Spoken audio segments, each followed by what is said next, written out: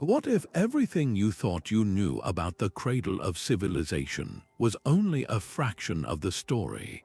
Picture a structure so vast and so geometrically perfect that it sits on the ocean floor, its sharp right angles and monolithic terraces staring up from the abyss, a silent challenge to our established timelines.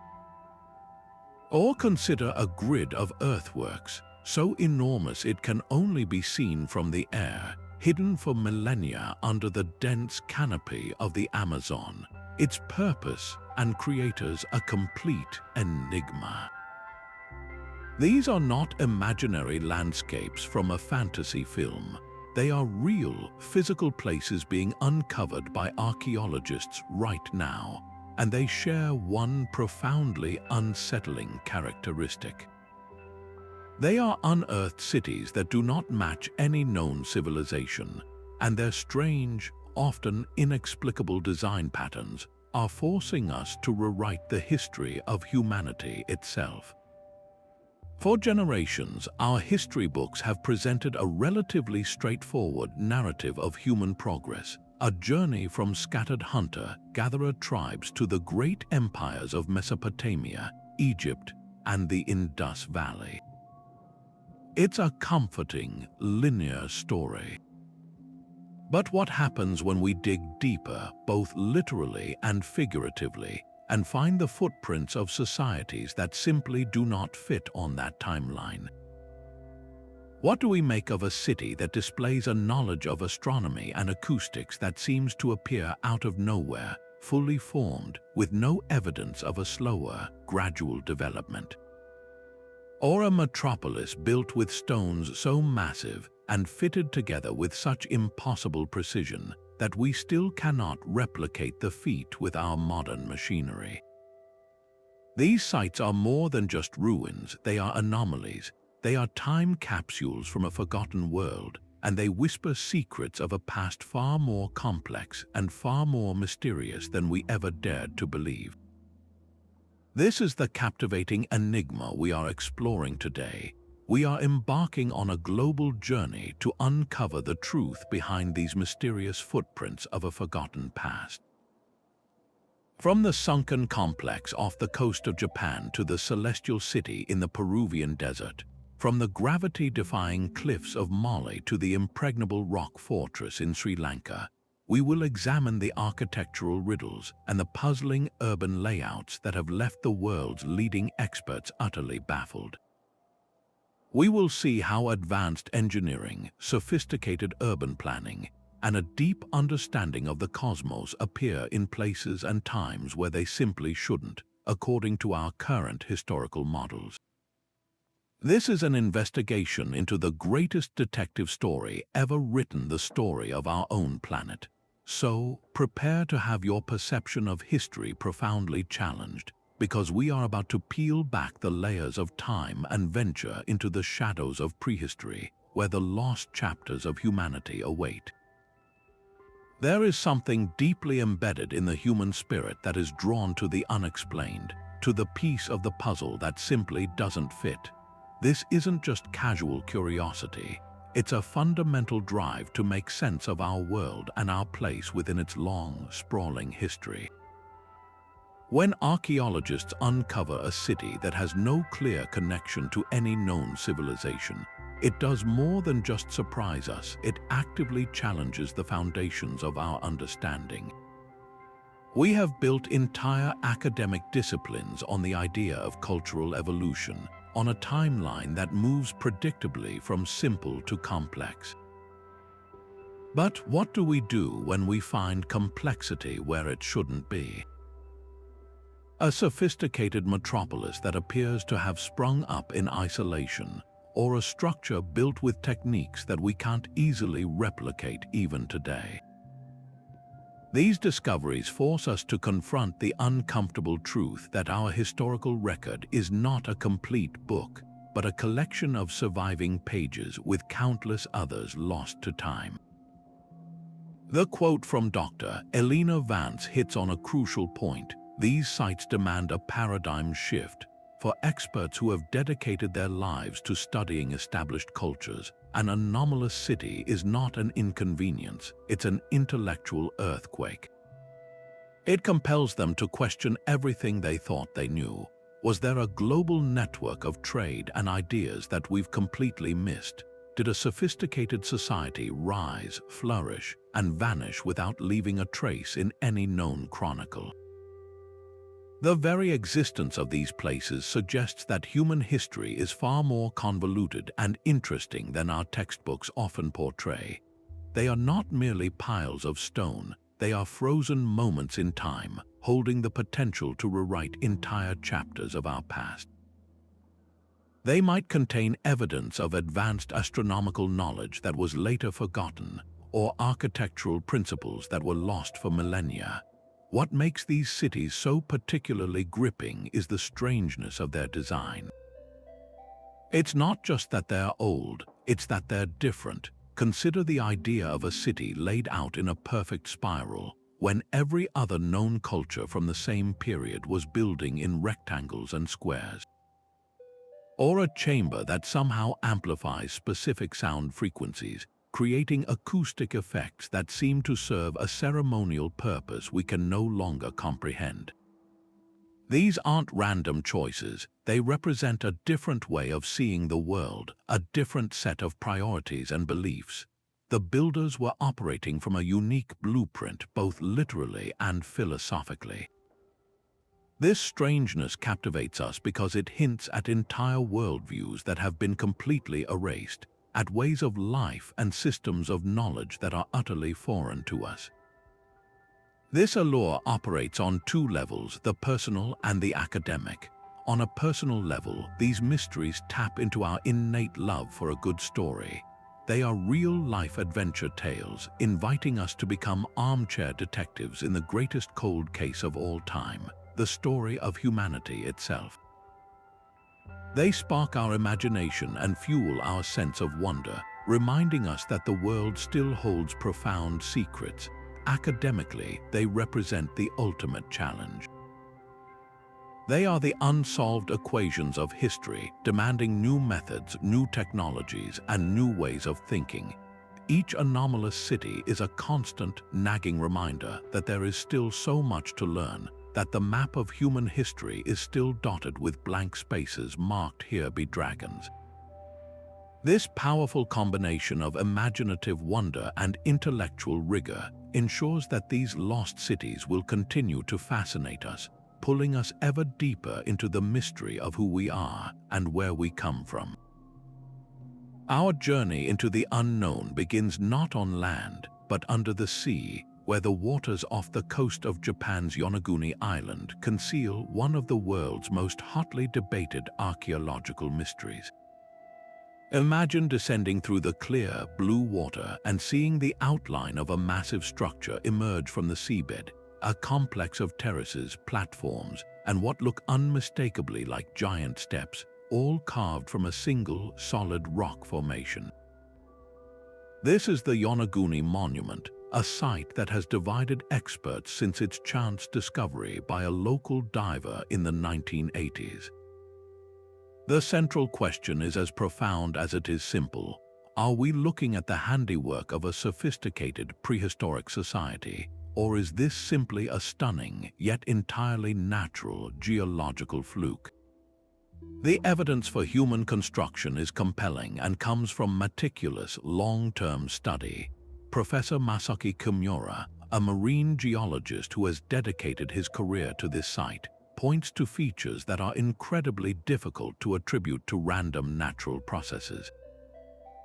He highlights the perfectly flat surfaces, the sharp, consistent 90-degree angles where walls meet, and the presence of two massive, towering pillars that seem placed to support a ceiling. There are formations that look like broad, ceremonial plazas and others that resemble carved staircases with uniform steps. Perhaps most intriguing are the channel-like grooves and what appear to be quarry marks, suggesting that stone was systematically removed. Professor Kimura's most startling claim is the site's age. He proposes that the structures were carved when this area was above sea level, dating them to a time before the end of the last ice age over 10,000 years ago. This timeline is revolutionary, as it would place the construction of Yonaguni thousands of years before the development of pottery or agriculture in the region, pointing to a culture with monumental ambitions that history has completely forgotten. Yet, the other side of the debate offers a powerful counter-argument rooted in the unique properties of the local stone. Critics, including prominent geologist Robert Schoch, argue that the sandstone in this region is naturally prone to fracturing along straight planes and right angles due to its strong vertical and horizontal bedding. They suggest that the powerful tectonic activity common in this area could have split the rock, creating the monument's seemingly artificial features through entirely natural means. The forces of ocean currents, they say, could have eroded and smoothed the stone over millennia, carving out the stair-like formations and channels without any human intervention. For them, Yonaguni is a beautiful example of what is known as a veritable city of natural architecture, a place where our pattern-seeking brains see design where there is only the powerful, chaotic artistry of geology. So, how do we navigate these two opposing viewpoints? The challenge lies in the site's ambiguous details. While some features appear meticulously crafted, others lack the clear, repetitive symmetry often seen in definitive human-made structures. There are no artifacts, no tools, no pottery, no carvings of figures or writing that are typically found at ancient habitation sites. This absence is a significant hurdle for the lost civilization theory. However, proponents argue that the relentless power of the ocean over thousands of years could have scoured away all such smaller evidence, leaving only the most durable, monumental stonework behind. The debate ultimately hinges on a fundamental question of interpretation.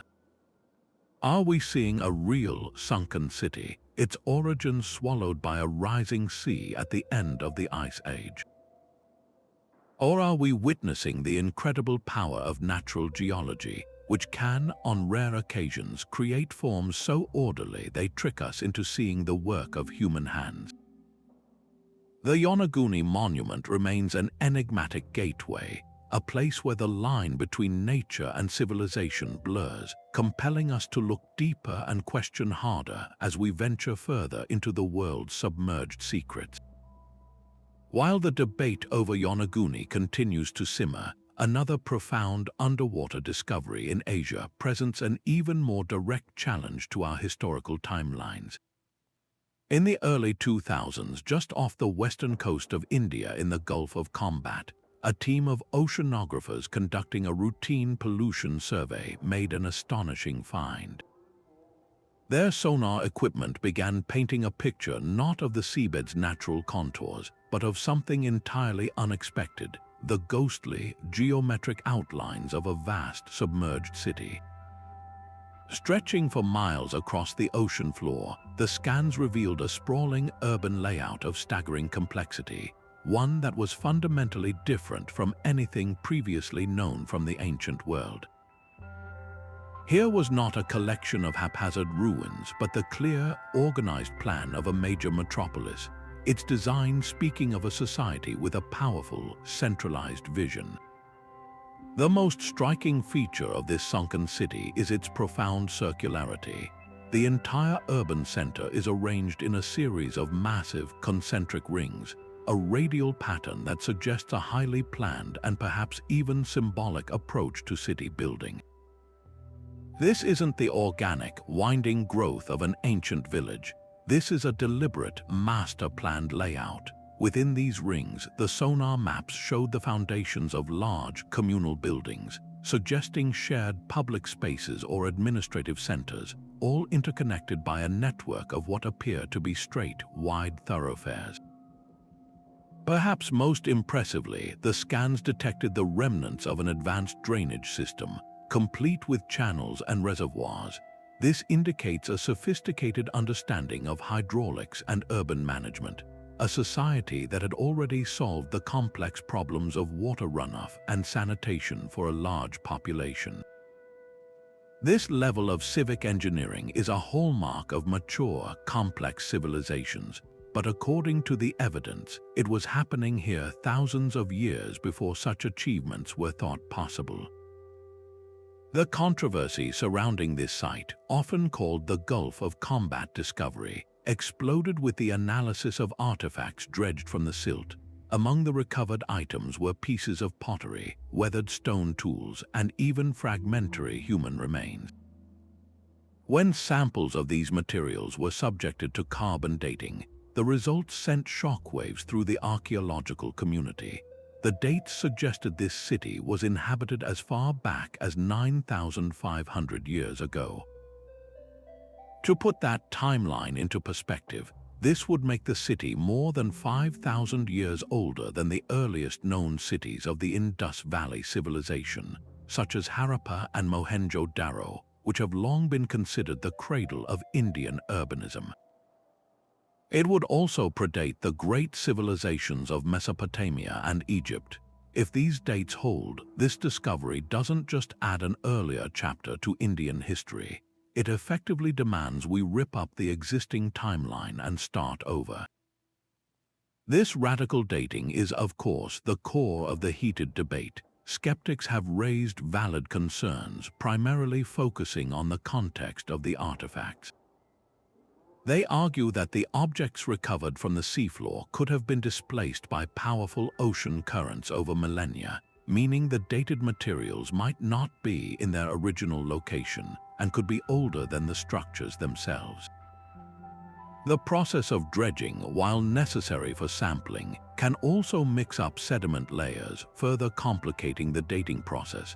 Despite these methodological challenges, the sheer scale and unmistakable artificiality of the sonar images make it difficult to dismiss the site entirely as a natural formation or a collection of misplaced artifacts. The design is too coherent, too intentionally geometric to be anything but the work of human hands. The true enigma lies in the city's architectural language.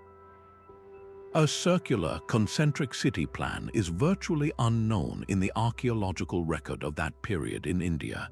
The later, famous cities of the Indus Valley are celebrated for their grid-like rectangular layouts. This radial pattern feels alien, more reminiscent of much later planned cities from different parts of the world, or even of symbolic representations of the cosmos. Who were the people who conceived of and built this circular marvel?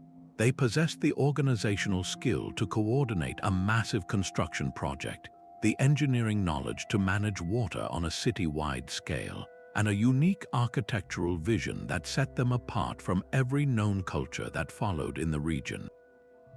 Their society appears to have been a powerful, sophisticated entity, a veritable cradle of civilization in its own right. And then, for reasons we can only guess, it was lost. As sea levels rose at the end of the last ice age, the waters of the Gulf slowly and relentlessly claimed this great city, submerging its streets and buildings under layers of silt and memory, leaving behind only a cryptic, circular signature on the ocean floor for future generations to discover.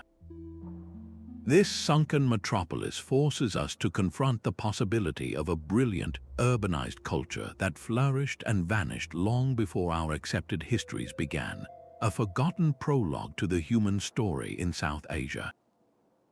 And as we leave the mysteries of the deep behind, our search for lost civilizations pulls us in a new direction toward a challenge of a different kind, not buried underwater, but concealed for centuries by an impenetrable green veil. From the sunken circular city in the Gulf of Khambhat, our exploration of the unexplained takes us from the ocean depths to the dense, mountainous jungles of Cambodia. Here, a technological marvel of our own time has peeled back the layers of vegetation and soil to reveal a lost city of such deliberate, mathematical order that it fundamentally reshapes our understanding of Southeast Asian history. For centuries, the magnificent temple of Angkor Wat has stood as the iconic symbol of the Khmer Empire's power and sophistication. But what if this world-famous site was merely a later echo of a much older, more revolutionary urban experiment? This is the mystery of Mahandra Parvota, a sprawling metropolis hidden on the Phnom Kulen Plateau, a city that shouldn't exist in the form that it does, according to everything we thought we knew about the region's development. The key to this incredible discovery was LiDAR, or light detection and ranging technology.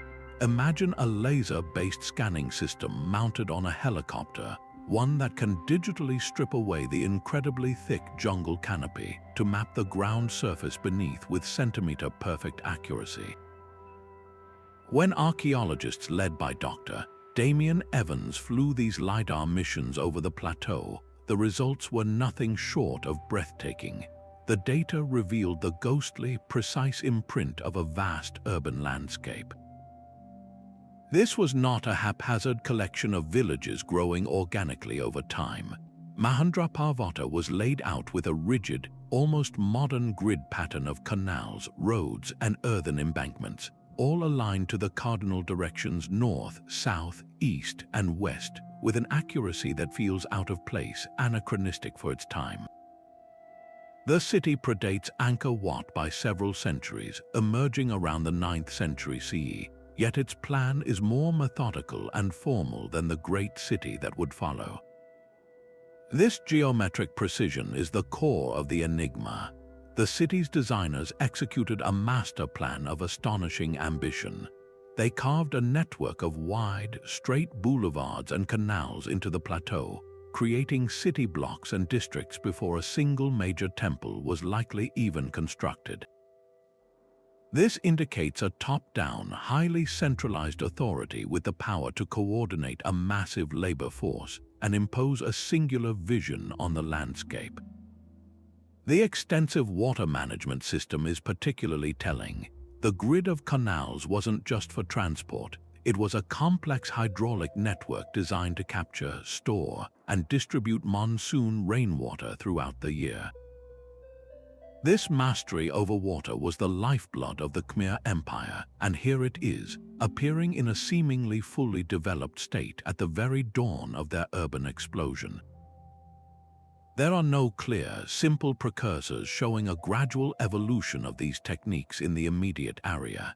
It is as if the knowledge and the blueprint arrived all at once. This sudden appearance is what experts find so deeply puzzling. Dr. Evans has suggested that Mahandra Parvota might represent a template civilization, a kind of prototype city where the core ideas of Khmer urbanism, hydrology, and sacred geography were first laid down in their purest, most geometric form. The techniques perfected here, from the grid layout to the water management, were indeed later adopted and scaled up to build the iconic capital at Angkor. But this only pushes the mystery one step further back. Where did this template come from? Who were the master planners? The design patterns point to a society that already possessed advanced knowledge of civil engineering, astronomy for alignment, and a complex understanding of logistics. Yet the historical records are silent, and archaeology has yet to uncover the slower, experimental settlements that should logically precede such a grand, planned metropolis. It simply appears on the plateau, a fully conceived urban center emerging from the jungle, challenging our fundamental assumption that complex societies must always evolve through slow, incremental steps. The silent, geometric grid of Mahandra Parvota stands as a powerful testament to a forgotten chapter of architectural genius, forcing us to look elsewhere for other sites where the very fabric of the construction defies logical explanation. High above the modern city of Cusco, the ancient fortress of Saxehuaman presents a stonework puzzle that has captivated and confounded observers for centuries. While officially attributed to the Inca Empire, the construction techniques on display here are so radically different from other Incan sites that they seem to belong to an entirely separate school of engineering.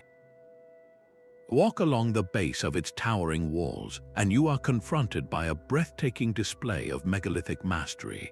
Enormous blocks of limestone, some towering over a person and weighing more than 100 tons, are shaped into complex, multi-angled polygons and fitted together with a precision that defies belief.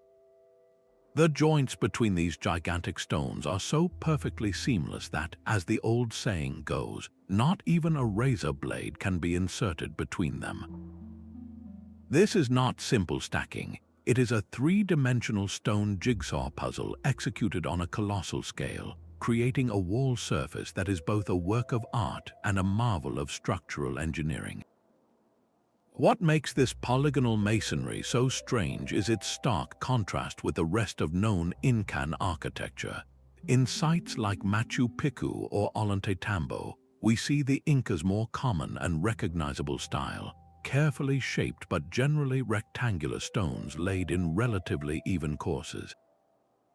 The stones are impressive, but the method is logically consistent with what we understand of their technology, using harder stones to pound and shape softer ones, employing levers and ramps for placement. Saxehuaman is different. Here, the stones are not rectangles but irregular polygons with as many as 12 distinct angles and sides. Each block is uniquely shaped to interlock perfectly with all of its neighbors, a method that creates immense strength. This is not just for show. This design provides incredible seismic stability. When an earthquake strikes, a wall made of rectangular blocks can shift and collapse.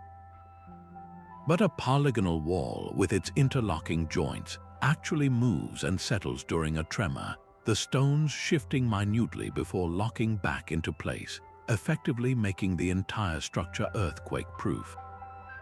The builders didn't just build a wall, they engineered a dynamic, resilient system, demonstrating a profound understanding of physics that seems to surpass the era. This brilliance forces the inevitable, haunting question: how was this actually achieved? The conventional explanation involves armies of workers using stone hammers, bronze tools, sand, and water for abrasion, and an immense network of ropes and ramps to move these behemoths from quarries located miles away. Yet, even with these methods, the logistical challenges are staggering. How did they achieve such flawless, complex joins without modern measuring tools?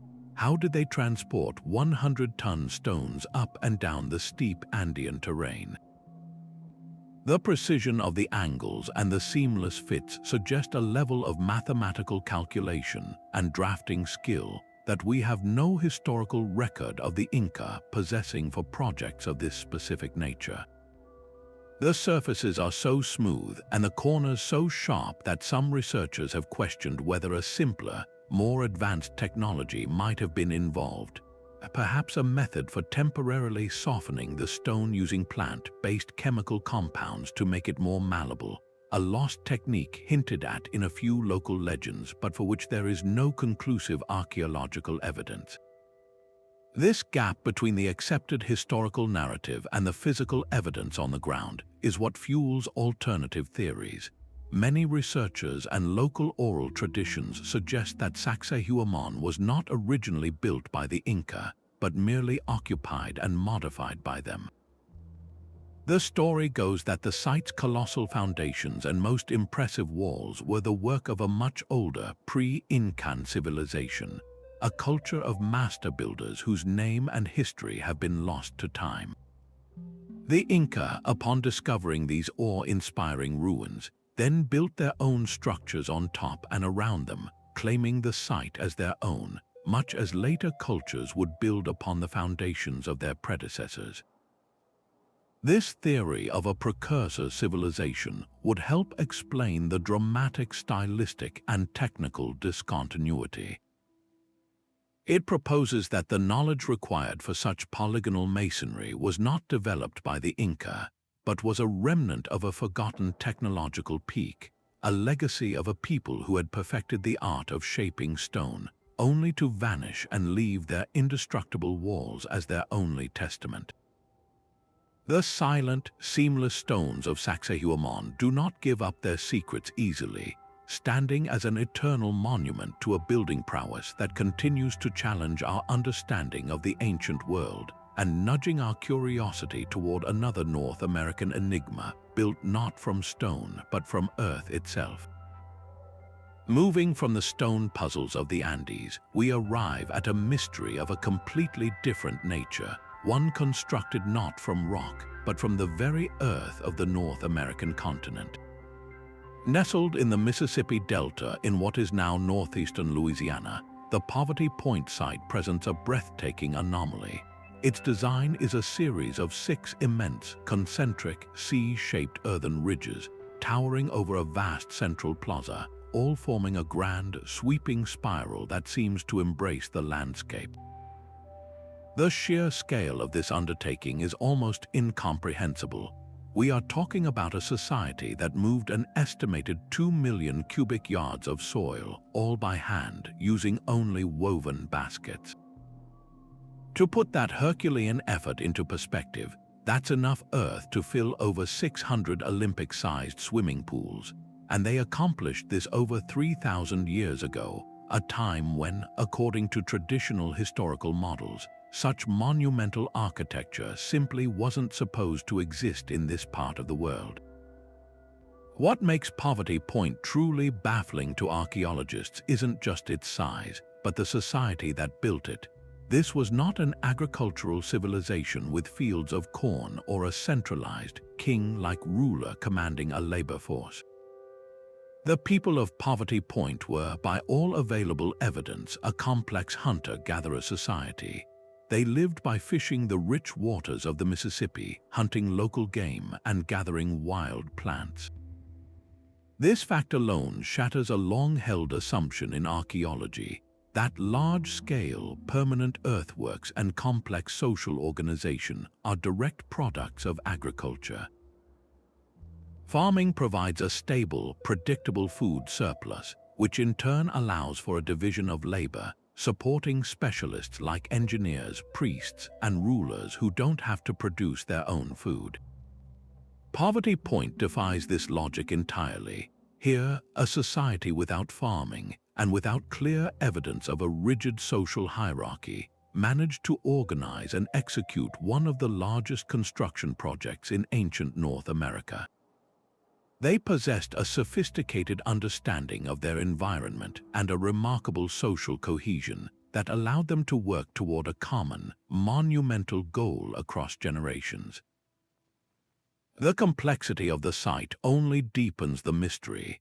This was not a random pile of dirt, it was a meticulously planned landscape. The 6 concentric ridges are not perfect circles, but rather a C-shaped design that opens toward the nearby Bayou Macan. This layout suggests an intentional relationship with the water and the surrounding terrain. Furthermore, research has shown that the ridges and the central plaza are aligned with significant solar and lunar events. Certain points on the ridges mark the solstice sunrises and sunsets, turning the entire earthwork into a massive, open-air astronomical observatory. This indicates that the builders had a deep, generations-long knowledge of celestial cycles, which they encoded directly into the geometry of their home. The purpose of this grand design remains one of archaeology's most heated debates. Was it a massive ceremonial center where people from across the region gathered for rituals that were tied to the movements of the sun and moon? Was it a premier trading hub with the ridges acting as elevated foundations for the homes of elite families or as locations for trade fairs, evidenced by the tons of exotic materials like copper from the Great Lakes region and flint from the Ohio River Valley found at the site? Or was it something else entirely, a physical manifestation of a creation story, a symbolic representation of the cosmos, or a social mechanism designed to unite disparate groups through a shared, colossal project? The spiral form itself is rare in the ancient world, a unique signature of a people whose name and language are lost to us, leaving only their silent, earthen testament behind. Poverty Point stands as a powerful reminder that the pathways to social complexity are far more varied and creative than we once believed, proving that a society does not need pyramids of stone to leave a permanent mark on history. This incredible earthen enigma in the Louisiana lowlands perfectly sets the stage for our next destination, where we will find a city that confronted a very different set of challenges, rising not from fertile river deltas, but from the heart of a vast, arid desert. Leaving the earthen spirals of Poverty Point behind, we now venture into one of the most formidable and desolate landscapes on Earth, the vast, sun-scorched expanse of the Karakum Desert in Turkmenistan. Here, where shifting sands seem to promise only emptiness, archaeologists have uncovered the remains of a city so meticulously planned and so unexpectedly sophisticated that it has forced a complete re-evaluation of Bronze Age Central Asia. This is Gonur Depe, the beating heart of a civilization so enigmatic that scholars still struggle to fit it into the conventional historical narrative. Known as the Oxus civilization or the Bactria Margiana archaeological complex, this society built a metropolis in the desert that stands as a stunning monument to human ingenuity and a profound, lingering mystery. What immediately strikes you about Gonur Depe is its sheer, rational order. At a time when many ancient settlements were warrens of winding alleys, this city was laid out with a precise, almost modern grid plan. Its streets run straight, intersecting at right angles to create distinct city blocks, all enclosed within powerful, fortified walls. This was not a town that just grew, it was a city that was designed. The urban plan reveals a highly organized society with a strong central authority capable of imposing its vision on the environment. But the true genius of Gonur Depe lies in how it solved the most critical problem of desert life: water. The city boasted a complex, engineered water supply system, a network of canals and reservoirs that channeled water from the nearby Murghab River, transforming this patch of desert into a thriving, green oasis.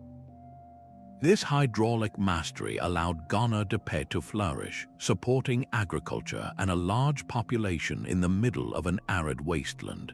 Furthermore, the city was divided into separate quarters, with a clearly defined citadel for the elite and distinct residential and artisan zones, pointing to a structured society with different social classes, all living within this planned desert fortress. The mysteries of Gonur Depe only deepen when we examine the spiritual life of its people, scattered throughout the city, and particularly in its central ceremonial complex. Archaeologists have uncovered strange and evocative religious structures. There are intricate fire altars suggesting rituals centered around sacred flames, and other buildings that appear to be early Proto-Zoroastrian temples. This is incredibly significant, as Zoroastrianism is one of the world's oldest continuously practiced religions, but its origins are shrouded in time. Finding what look like its earliest precursors here at Gonur Depe hints that this desert civilization may have been a crucible for religious ideas that would later spread and shape major world faiths. Yet, despite these profound cultural achievements, the Oxus civilization has no clear linguistic or cultural links to any of its powerful neighbors. Its writing, if it ever had one, remains undeciphered, and its language is completely unknown. It stands as a cultural island, a sophisticated urban society with no obvious mother culture or direct descendants. This isolation is what makes the artifacts found at Gonur Depe so fascinating and perplexing. Within its walls, archaeologists have unearthed a stunning blend of influences. There are seals and style motifs that echo the great cities of the distant Indus Valley. There are artistic techniques and symbols that feel Mesopotamian, and there are distinct local Central Asian designs. It's as if Depe was a grand Bronze Age hub, a cosmopolitan center where trade routes converged, bringing ideas and goods from across the ancient world. But here's the crucial puzzle. While the artifacts show this incredible blend of external influences, the city's overall urban form, its grid plan, its fortress-like citadel, its unique temple architecture, is entirely its own. It didn't copy the models of Mesopotamia or the Indus Valley. It took outside ideas and synthesized them into something new, something uniquely Oxus. This challenges the old-fashioned idea of isolated cultural development, suggesting instead a vast, forgotten network of interaction across Asia, a web of trade and exchange that connected these great civilizations long before the Silk Road. And then, around 1500 years before the Common Era, it all came to a sudden end. Depe was abandoned. The precise reasons remain one of archaeology's great unsolved cases. Was it a dramatic shift in climate that dried up the river, making their incredible water system useless? Was it the incursion of new, nomadic peoples who disrupted the trade routes that were the city's lifeblood? Or was it a more gradual social collapse from within? We simply do not know.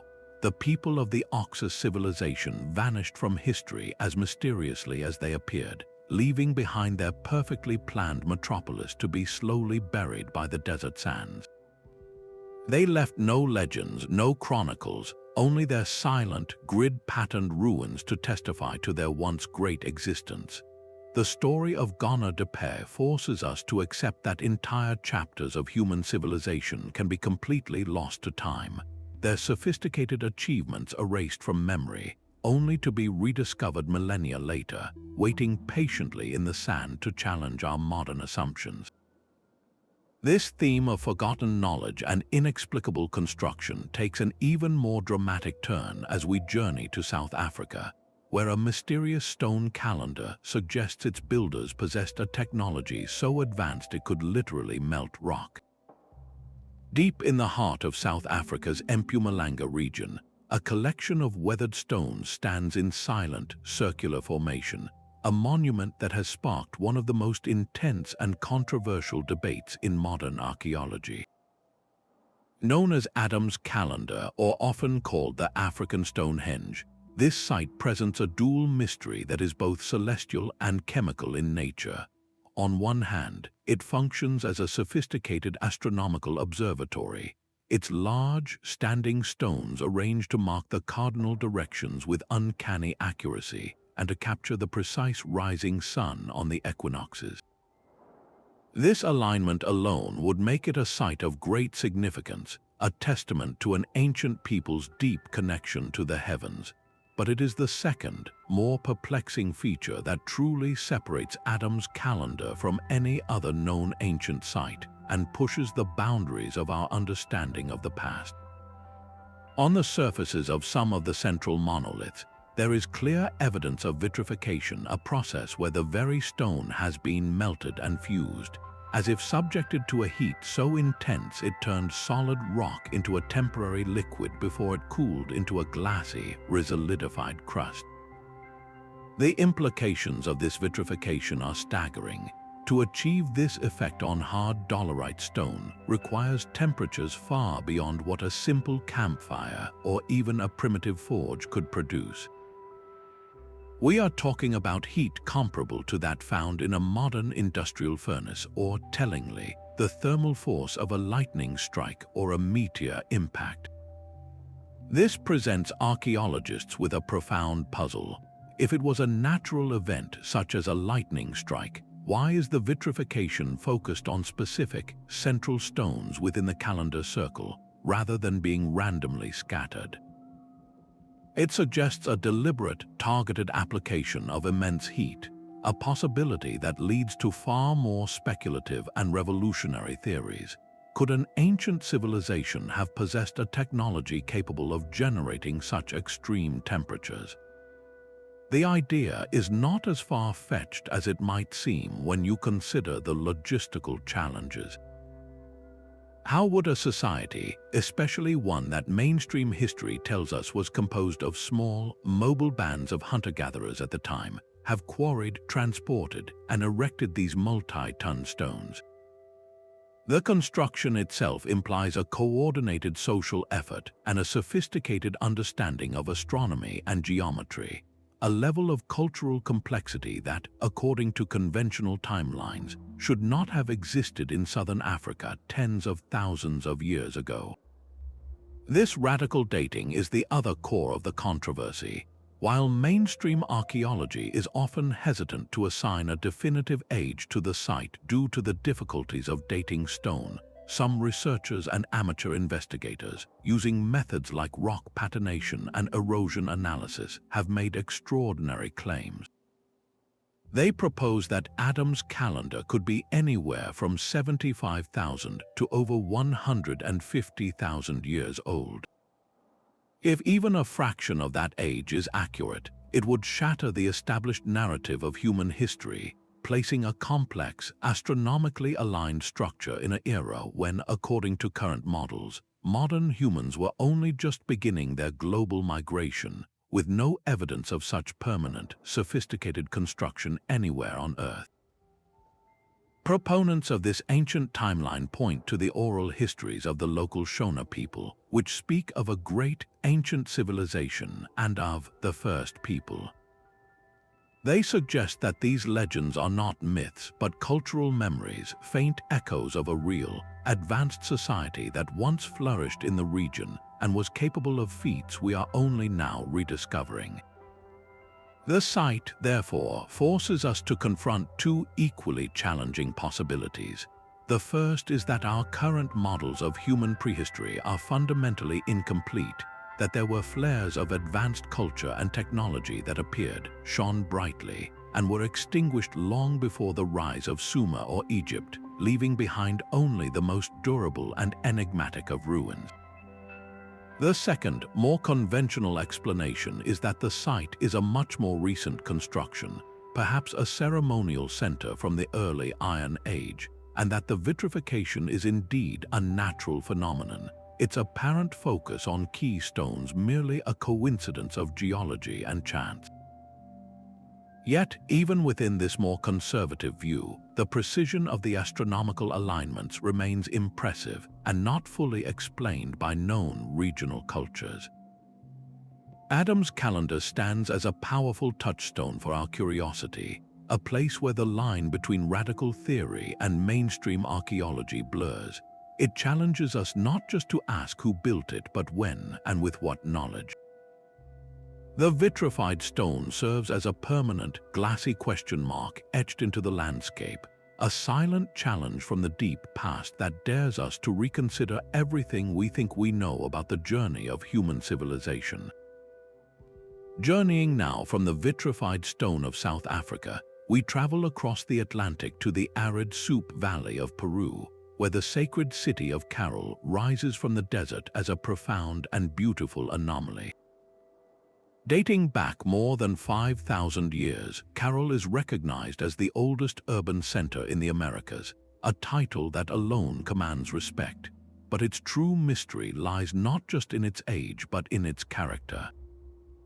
This was a city that seemed to emerge from the sands fully formed, a complete and complex society without any visible ancestors or a long, slow period of development.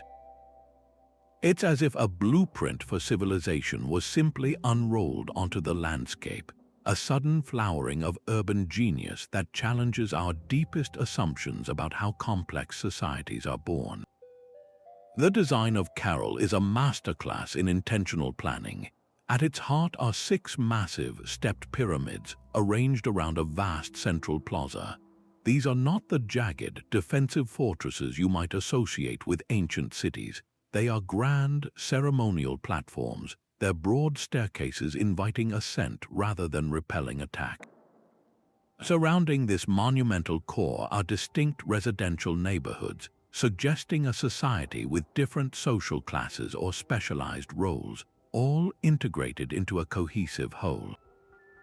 What is utterly captivating, however, is the celestial intelligence baked into the city's very foundations. The entire urban layout is meticulously aligned with the cosmos. Major structures are oriented towards specific stars and constellations, particularly those of the Southern Cross and the Pleiades cluster. For the people of Caral, the heavens were not a distant mystery. They were a cosmic clock and a spiritual map, intimately woven into the fabric of their daily lives and their most sacred rituals. This was a city that literally looked to the stars for guidance, embedding astronomical knowledge into its architecture on a scale rarely seen in the ancient world. Adding another layer to its sophistication, Caral displays a remarkable understanding of a science we rarely associate with such antiquity: acoustics. Certain plazas and enclosed spaces within the city are designed to amplify sound in specific and deliberate ways.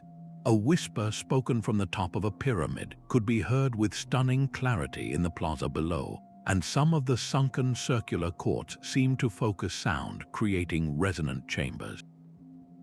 This was likely used to powerful effect during ceremonies, allowing a shaman or leader to address a large crowd without shouting, their voice carrying an otherworldly authority.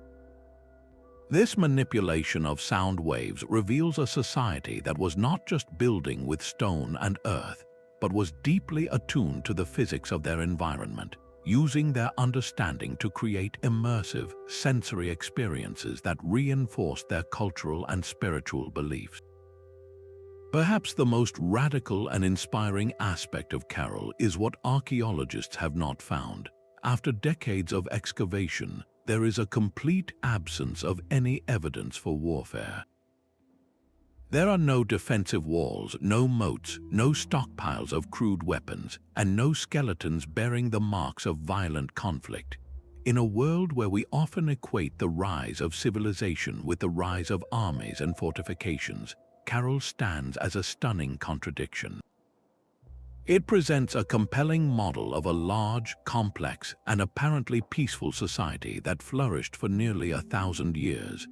This forces us to reconsider a long-held narrative, the idea that conflict and competition are the primary engines driving social complexity and urban development. Caral suggests another path, one where cooperation, trade, and a shared spiritual vision can be the glue that holds a civilization together.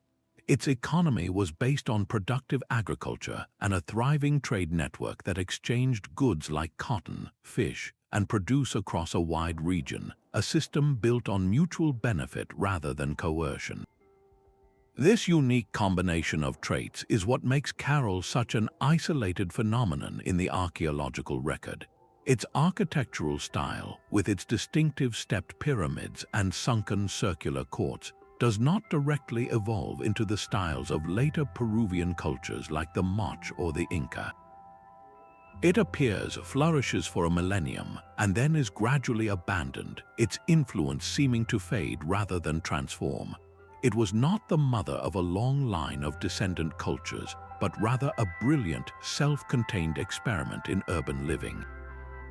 The city's eventual abandonment around 2,000 years before the Common Era remains a mystery, possibly linked to climate change that disrupted its agricultural base. But its legacy endures as a powerful question mark. Caral proves that civilization could emerge with a focus on celestial harmony and social cooperation, a peaceful, star-aligned metropolis that whispers of a different, more serene path our ancestors might have taken.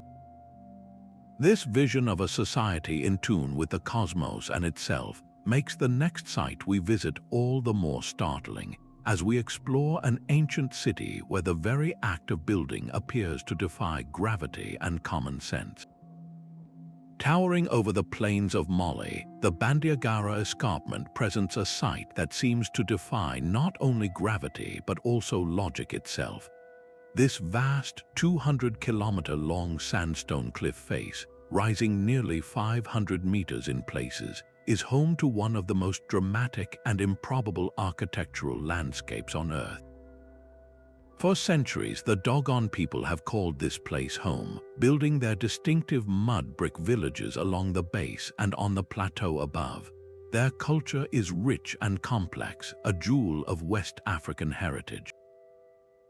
But if you look higher, much higher, your eyes will be drawn to a series of much older, more enigmatic structures, tiny, cube-like dwellings and granaries clinging to the sheerest, most inaccessible parts of the cliff, perched in crevices and on ledges so narrow and high that they appear completely unreachable. These are the remnants of the Telam people, the "we the people before" in the Dogon language, and their construction methods pose a riddle that has puzzled experts for generations. The central mystery of the Telam structures is not just what they built, but where and how they built it. These ancient builders were, by archaeological evidence, a people of small stature, yet they managed to haul massive building materials, wooden beams, clay, and stone up vertiginous cliff faces to heights that would give a seasoned rock climber pause. They constructed granaries to store their grain, homes to shelter their families, and burial chambers for their dead, all in locations that seemed to offer no practical advantage for daily life. The effort involved would have been immense and fraught with danger, so why choose such an improbable and difficult location? The most common theory is defense. By building high on the cliffs, the Telam could protect themselves and their vital food supplies from rival tribes, slave raiders, or the armies of expanding empires on the plains below. Their homes became natural fortresses, visible yet almost completely unassailable.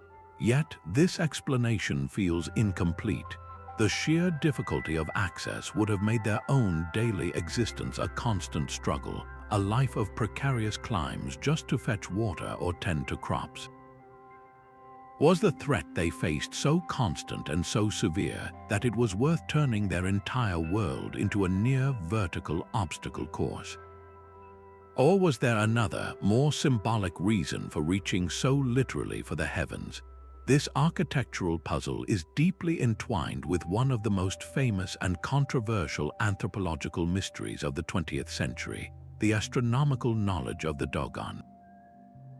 According to their intricate oral traditions and creation myths, passed down through generations of priests, their ancestors were taught profound secrets about the cosmos by visitors from the star system Sirius. Specifically, the Dogon have long described Sirius as a binary star system, referring to a tiny, incredibly dense, and invisible companion star they call Po Tolo. This is a stunningly accurate description of Sirius B, a white dwarf star that is so small and orbits so close to the bright Sirius that it was only confirmed by Western astronomers using powerful telescopes in the 19th century. The Dogon knew of its 50-year orbital cycle, its elliptical path, and its composition, describing it as the smallest and heaviest thing in the universe, made of a metal called sagala, a description that perfectly matches the nature of a white dwarf, a star so dense a teaspoon of its material would weigh tons. The combination of this esoteric celestial knowledge with the gravity-defying architecture of their predecessors creates a potent mix for speculation. How did a people isolated on a cliff in Moai come to possess such precise astronomical data about a star system that requires advanced technology to observe? Mainstream scholarship offers a more grounded, though still debated, explanation. Some anthropologists suggest that the Dogon's knowledge of Sirius B was not ancient at all, but was introduced by Western travelers or missionaries in the 1920s or 30s, and was then incorporated into their existing mythology. They point to the fact that the Dogon have had contact with the outside world for centuries, and that such cultural transmission, while complex, is possible. However, proponents of the mystery counter that the knowledge is too deeply woven into the fabric of their most sacred rituals and creation stories to be a recent addition. and that the descriptions predate confirmed Western contact. This fusion of the physical and the metaphysical is what makes Bandiagara so captivating. We are left looking at a cliff face and wondering about the connection between the people who built impossibly high on its walls and the people who later looked impossibly deep into the cosmos. Did the Telem in their lofty perches feel closer to the stars? Did they pass down a fragment of ancient knowledge to the Dogon, a seed that grew into a complex cosmology?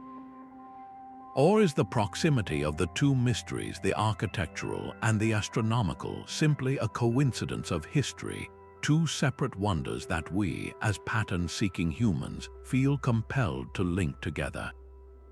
The silent, crumbling Telem granaries offer no answers, clinging to the rock as they have for nearly 1,000 years. They stand as a monument to human ingenuity and the powerful, universal drive to seek safety, meaning, and a connection to something greater, whether that be the security of a high cliff or the mysteries of a distant star. This profound interplay between earthly struggle and celestial wonder perfectly sets the stage for our next destination, a place where an entire culture turned its focus inward, investing its entire spirit into the creation of stone giants on the most isolated island on Earth. Far out in the vast expanse of the Pacific Ocean, over 2,000 miles from the nearest continent, lies one of the most isolated pieces of inhabited land on the planet Rapa Nui, known to the world as Easter Island. While the iconic, brooding Moai statues are instantly recognizable, they are merely the most visible part of a cultural landscape so complex and so strange that it represents one of humanity's most profound archaeological puzzles. The true mystery of Easter Island is not just the statues themselves, but the intricate and baffling design patterns of the society that created them. This was not a culture that simply carved a few giant heads. It was a civilization that completely transformed its tiny, isolated world into a vast ceremonial complex, investing an almost unimaginable amount of its energy and resources into a project whose full meaning we may never recover. The scale of the Moai enterprise is staggering. Nearly 900 of these monumental statues were carved from the volcanic tuff of the Rono Raraku quarry.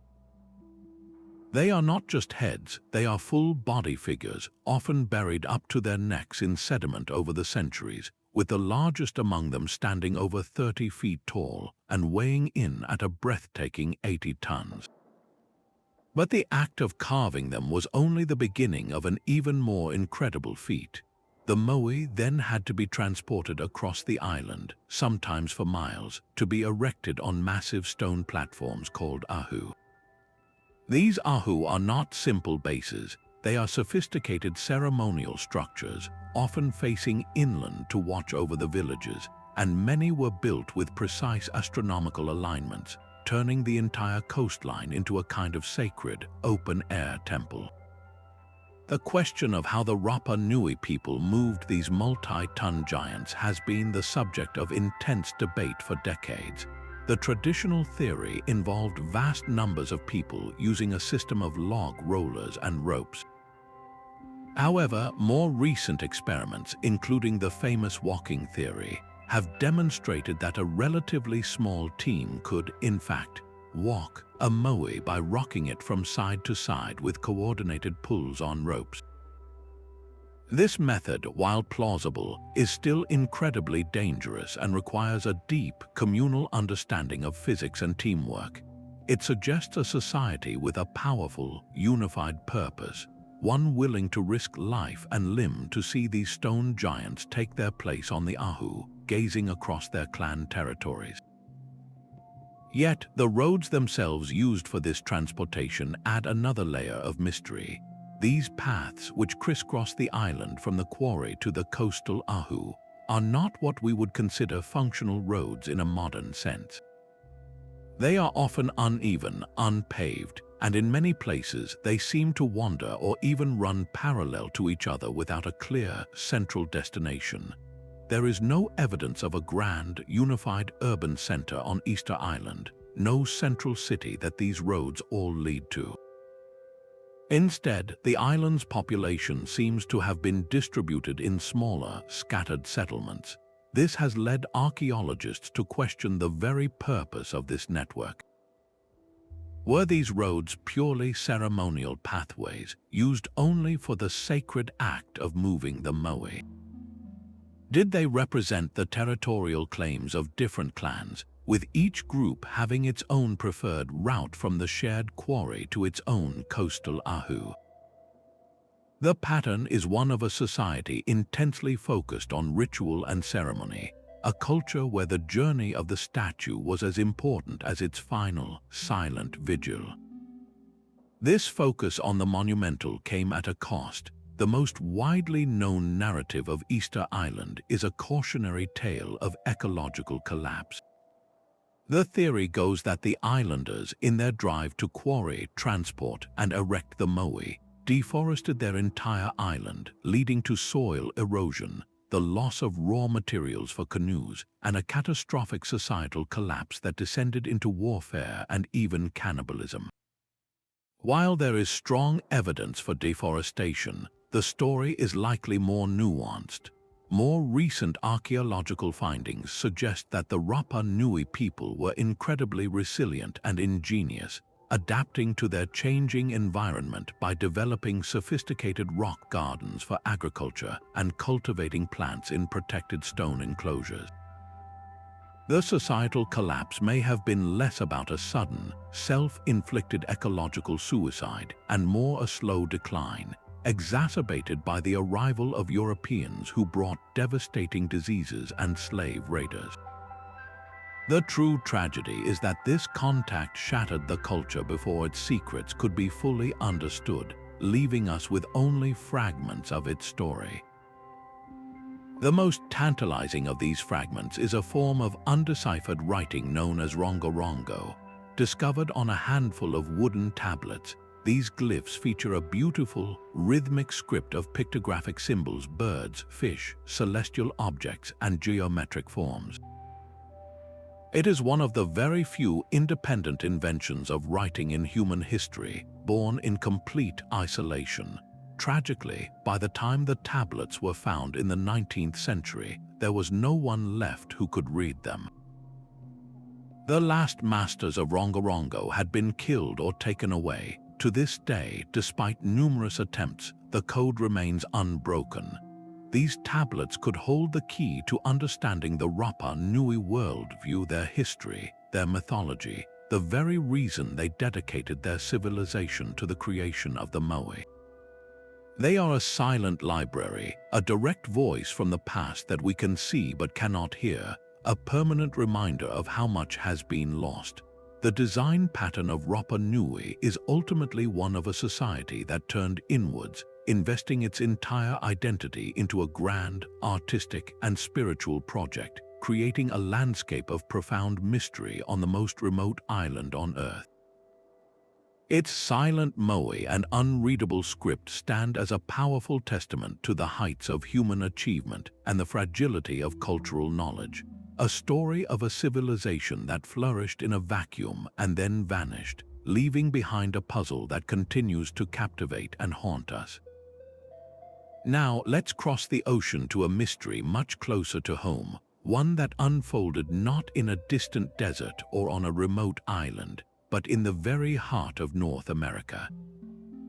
Imagine a landscape over 1,000 years ago where the Mississippi River winds through a lush, fertile floodplain. On the eastern bank, opposite the location of modern-day St. Louis, a city of astounding scale and sophistication rises from the land. This is Cahokia, and at its peak around the year 1050, it was the largest city north of Mexico, a bustling, vibrant metropolis that was home to as many as 20,000 people. To stand in its central plaza at that time would have been to witness a scene of immense human activity, a level of urban planning and communal organization that would not be seen again on this continent for centuries. The city's skyline was not defined by stone towers, but by something equally impressive. Over 120 massive earthen mounds, the largest of which, Monk's Mound, is a 10-story, tall, man-made mountain covering over 14 acres at its base. The sheer volume of earth moved to create this landscape, all by hand with woven baskets, is a testament to a powerful, coordinated society. Yet its story is one of both brilliant achievement and profound, silent disappearance. The design of Cahokia reveals a society with a deep and intentional connection to the cosmos and a sophisticated understanding of urban planning. The city was not a random collection of huts, it was a carefully orchestrated landscape. At its heart was a vast central grand plaza, spanning nearly 50 acres, flanked by the most important mounds. This was the city's ceremonial and social nucleus, a place for grand gatherings, markets, and rituals. Towering over it all was the colossal Monk's Mound, a massive, four-terraced structure that likely supported the residence of the city's paramount leader or a temple of supreme importance. But the precision of Cahokia's design extends even further. To the west of Monk's Mound, archaeologists discovered the remains of a series of large, circular patterns of post holes. This structure, now called Woodhenge, was a solar calendar made of massive red cedar posts. On the spring and fall equinoxes, the sun would rise directly aligned with a key post from the center of the circle, allowing the Cahokians to mark the changing seasons with astronomical accuracy. This was not just a city, it was a giant, functioning clock and a sacred landscape, its layout reflecting a cosmology where human society, the earth, and the heavens were intimately interconnected. What makes Cahokia so strangely compelling, however, is not its rise but its fall. For all its grandeur and population, the city was largely abandoned by the year 1350. The great plaza fell silent, the mounds were left to the elements, and the people simply left. This departure is a cold case that has puzzled archaeologists for decades. Unlike the collapse of many ancient cities, there is no clear, dramatic cause. There is no evidence of a massive, destructive invasion, no layers of ash, no caches of weapons, no skeletons showing the violent trauma of warfare. Similarly, there is no solid evidence of a single, catastrophic epidemic that wiped out the population. The city seems to have undergone a slow, steady decline over a couple of centuries. So, what happened? The leading theories point to more subtle, yet equally devastating pressures. One strong possibility is environmental degradation. Supporting a population of 20,000 people would have placed an enormous strain on local resources. The forests for miles around would have been cleared for building material and firewood, leading to soil erosion and a scarcity of game. Furthermore, climate data suggests that during the time of Cahokia's decline, the region experienced a period of cooler, wetter weather, which could have shortened the growing season and led to repeated crop failures. A society built on the surplus of maize agriculture is incredibly vulnerable to such shifts. Another fascinating theory involves social and political unraveling. Cahokia was likely a highly stratified society, with a powerful elite ruling from the top of Monk's Mound. This concentration of power and wealth can lead to social tension. It is possible that over time, the authority of the rulers was challenged, or that the populace grew disillusioned with the demanding religious and political system that required the constant construction of mounds and the staging of elaborate ceremonies. People may have simply voted with their feet, gradually migrating away to form smaller, more sustainable communities along the Mississippi and its tributaries, leaving the grand, centralized project of Cahokia to slowly empty out. The city that had been built on a grand, cosmic plan may have ultimately become a victim of its own success. its social and environmental foundations unable to support its immense scale indefinitely. This abandonment creates a profound historical disconnect. Cahokia's level of central planning and social organization was on par with many contemporary medieval European cities. Yet, when European explorers finally arrived in the Mississippi Valley centuries later, they encountered Native American cultures that, while complex and vibrant, did not build cities on this scale or with this specific mound-centered design. The knowledge of who built Cahokia, what they called themselves, and the full meaning behind their urban and cosmic blueprint was lost. The mounds themselves, arranged in patterns that likely mirrored their spiritual worldview, became silent sentinels, their secrets buried with their builders. The story of Cahokia is a powerful reminder that great civilizations can rise to stunning heights and then fade not with a bang, but with a whisper, leaving behind only enigmatic earthworks as a monument to their once great ambition. This theme of a silent, encoded legacy pulls our focus next to the most famous ancient site on Earth, where the scale of the architecture is matched only by the depth of its mysteries. Of all the ancient sites we have explored, none stands as globally iconic as the Giza Plateau, a place so familiar that we might assume its secrets have long been catalogued and understood. But this familiarity is a veil, and when we look closer at the entire complex not as a collection of separate monuments, but as a single, integrated design, a far more complex and mysterious picture emerges. The standard narrative tells us these are tombs for 4th Dynasty pharaohs, built with copper chisels and ramps by a highly organized society. Yet the sheer, breathtaking precision and the encoded intelligence woven into the very placement of the structures present a series of profound anomalies that challenge this straightforward explanation. The plateau seems less like a simple necropolis and more like a three-dimensional code written in stone, a message from the past that we are still struggling to decipher. Let's start with the celestial blueprint, which extends far beyond the well-known correlation between the 3 great pyramids and the stars of Orion's belt. This astronomical mirroring is just the opening stanza of a much grander cosmic poem. The layout of the entire Giza complex, including the smaller Queen's pyramids, the mastaba tombs of officials, and the causeways connecting them, appears to reflect a sophisticated map of the heavens. The Nile River itself may have been intentionally incorporated into this grand design, representing the Milky Way in this terrestrial celestial model. This is not a vague symbolic gesture.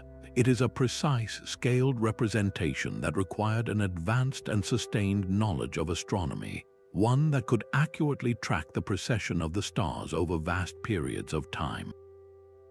The implication is staggering. The builders were not just honoring their kings with a stellar association.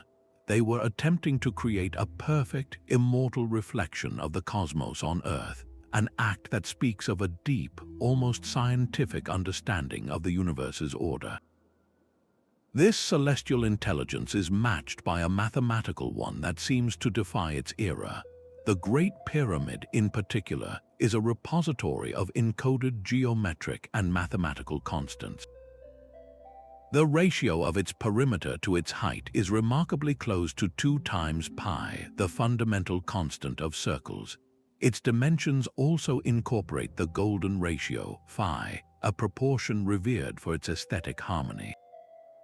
The pyramid's placement is equally precise. It is aligned to the 4 cardinal directions with an accuracy of within a fraction of a single degree, a feat of surveying that would be challenging to achieve even with modern technology. How did the builders achieve this? We are told they used simple tools like cubit rods and sighting instruments. Yet, the margin of error is so infinitesimally small across such a massive structure that it suggests a level of technological and mathematical sophistication that mainstream Egyptology struggles to fully account for. It is as if the pyramid itself was designed not just as a tomb, but as a permanent repository of advanced knowledge, a stone textbook of mathematics and geodesy. Then there is the riddle of the Sphinx, the majestic and deeply weathered guardian of the plateau. The orthodox dating places its construction during the reign of Pharaoh Khafre, around 2,500 years before the Common Era.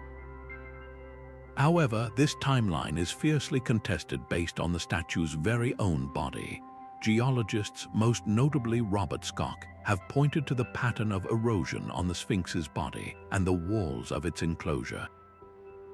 The deep, vertical, and undulating weathering channels are characteristic of water erosion, specifically from heavy, prolonged rainfall. The climate of Egypt has been hyper-arid for the last 5,000 years. To produce this type of erosion, the Sphinx would have to have been exposed to a much wetter climate, one that last existed in the region over 7,000 years ago and possibly even further back. This suggests the Sphinx could be thousands of years older than the pyramids themselves, a relic from a pre-pharaonic age that was later recarved and adopted by the dynastic Egyptians. If true, this single fact would force a complete rewriting of history, placing a monumental, sophisticated sculpture in an era we currently consider prehistoric. This brings us to the ultimate, haunting question that hangs over the entire plateau.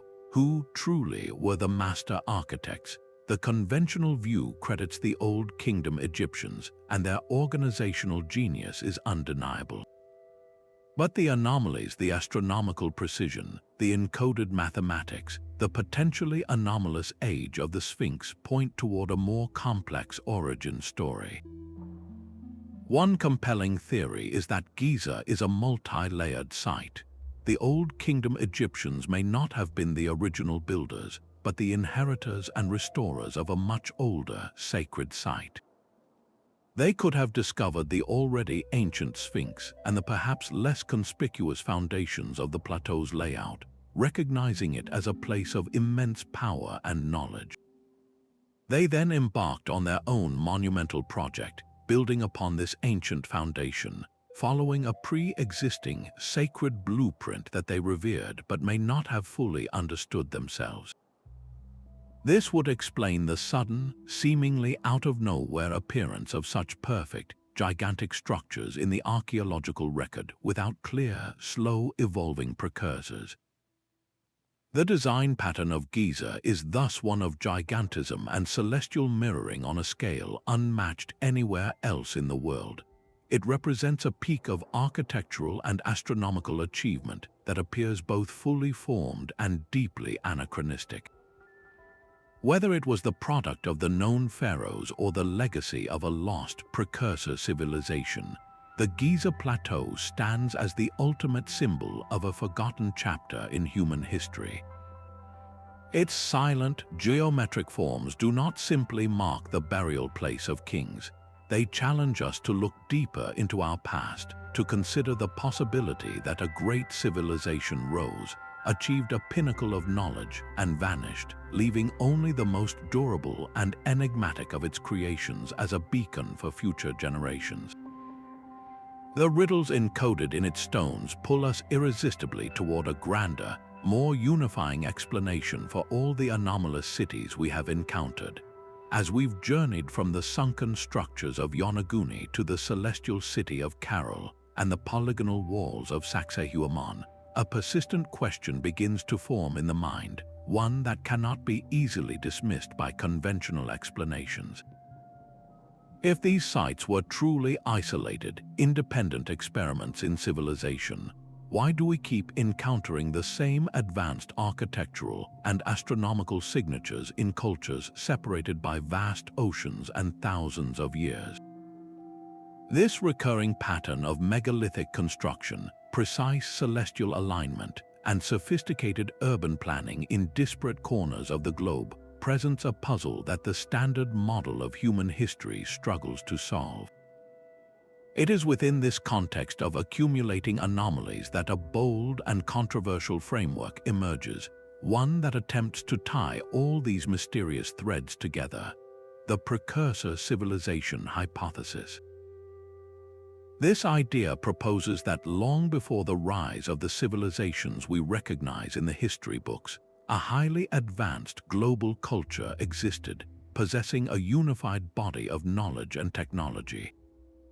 According to this theory, this parent civilization was then shattered by a cataclysmic event, most commonly imagined as a rapid rise in sea levels at the end of the last ice age, a global flood that submerged its coastal cities and shattered its interconnected world. The survivors of this disaster, scattered and struggling, would have carried fragments of this lost knowledge with them as they migrated to higher ground, eventually seeding the various cradles of civilization we know today with the broken pieces of a much older, grander tradition. This would explain why the earliest structures of ancient Egypt, Peru, and Mesoamerica often display the most breathtaking precision and astronomical understanding, as if this knowledge was not being invented from scratch, but was instead a fading inheritance from a forgotten golden age. The power of this hypothesis lies in its ability to provide a unified explanation for the most baffling design patterns we have encountered. Think about the incredible similarity in the polygonal, mortarless masonry found at Saxehuaman in Peru and in the foundations of some of the oldest structures in Egypt and Easter Island. This specific technique, which provides immense seismic stability and requires a sophisticated understanding of stone shaping, seems to appear in these widely separated locations without any evidence of a gradual trial and error development. Under the Precursor model, this isn't a coincidence. It is the legacy of a single global building code, a standardized technology that was disseminated across the world before the cataclysm and then imperfectly replicated by the descendant cultures. Similarly, the obsessive and precise alignment of structures with celestial bodies from the pyramids of Giza to the Woodhenge of Cahokia and the solar markers of Adam's calendar could be seen as the scattered remnants of a single, sophisticated system of global astronomy. Rather than dozens of cultures independently developing the same complex understanding of precession and star cycles, they could all be drawing from the same, much older source of knowledge. This framework elegantly explains the sudden appearance phenomenon seen at sites like Caral and Mahandra Parvota, where a fully formed urban plan emerges with no visible archaeological precursors. It suggests these cities were not the first of their kind, but were rather the first successful attempts by a post-cataclysm society to recreate the urban blueprints of their legendary ancestors. Of course, this theory is often met with deep skepticism by mainstream archaeology, and for valid methodological reasons. The primary criticism is a profound lack of concrete, tangible evidence. Where is the smoking gun? Where are the ruins of this global civilization's homeland? Where are the artifacts, the tools, the unmistakable evidence of their global trade networks? Mainstream science operates on the principle of parsimony, often called Occam's razor, which suggests that the simplest explanation, usually the one requiring the fewest unsupported assumptions, is most likely to be correct.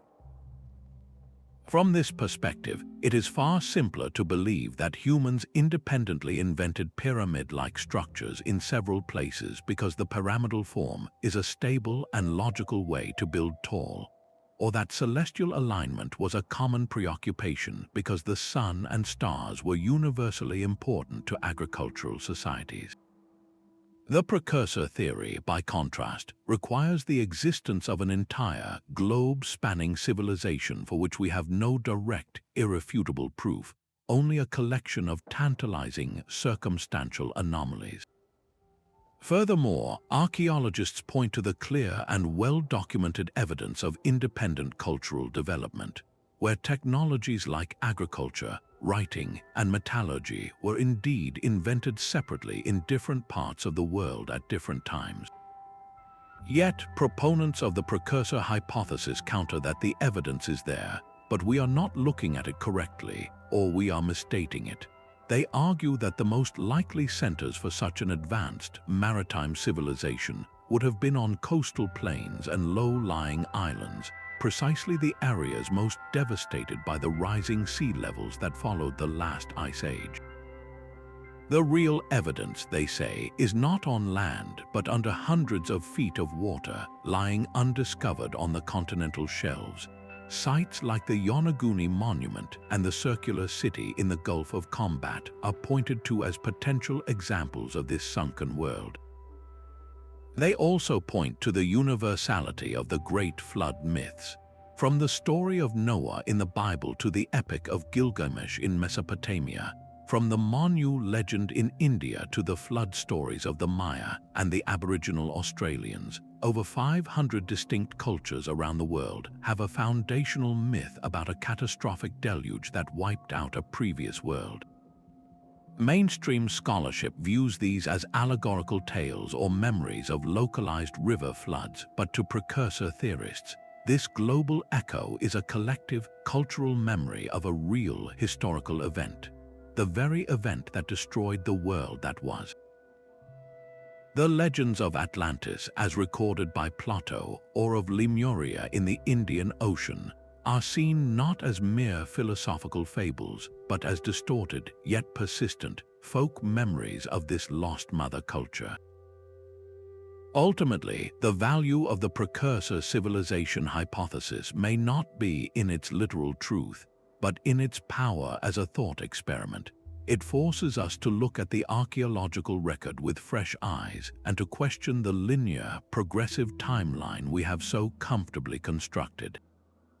It challenges the dogma of isolated development and encourages a more interconnected, if more complex, view of our deep past.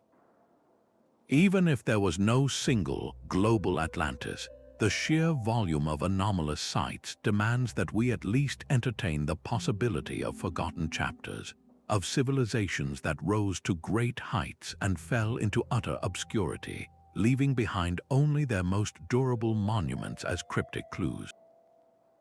This framework provides a provocative lens through which to view the next site on our journey, a place that feels so alien and so improbable that it seems to demand an explanation beyond the conventional.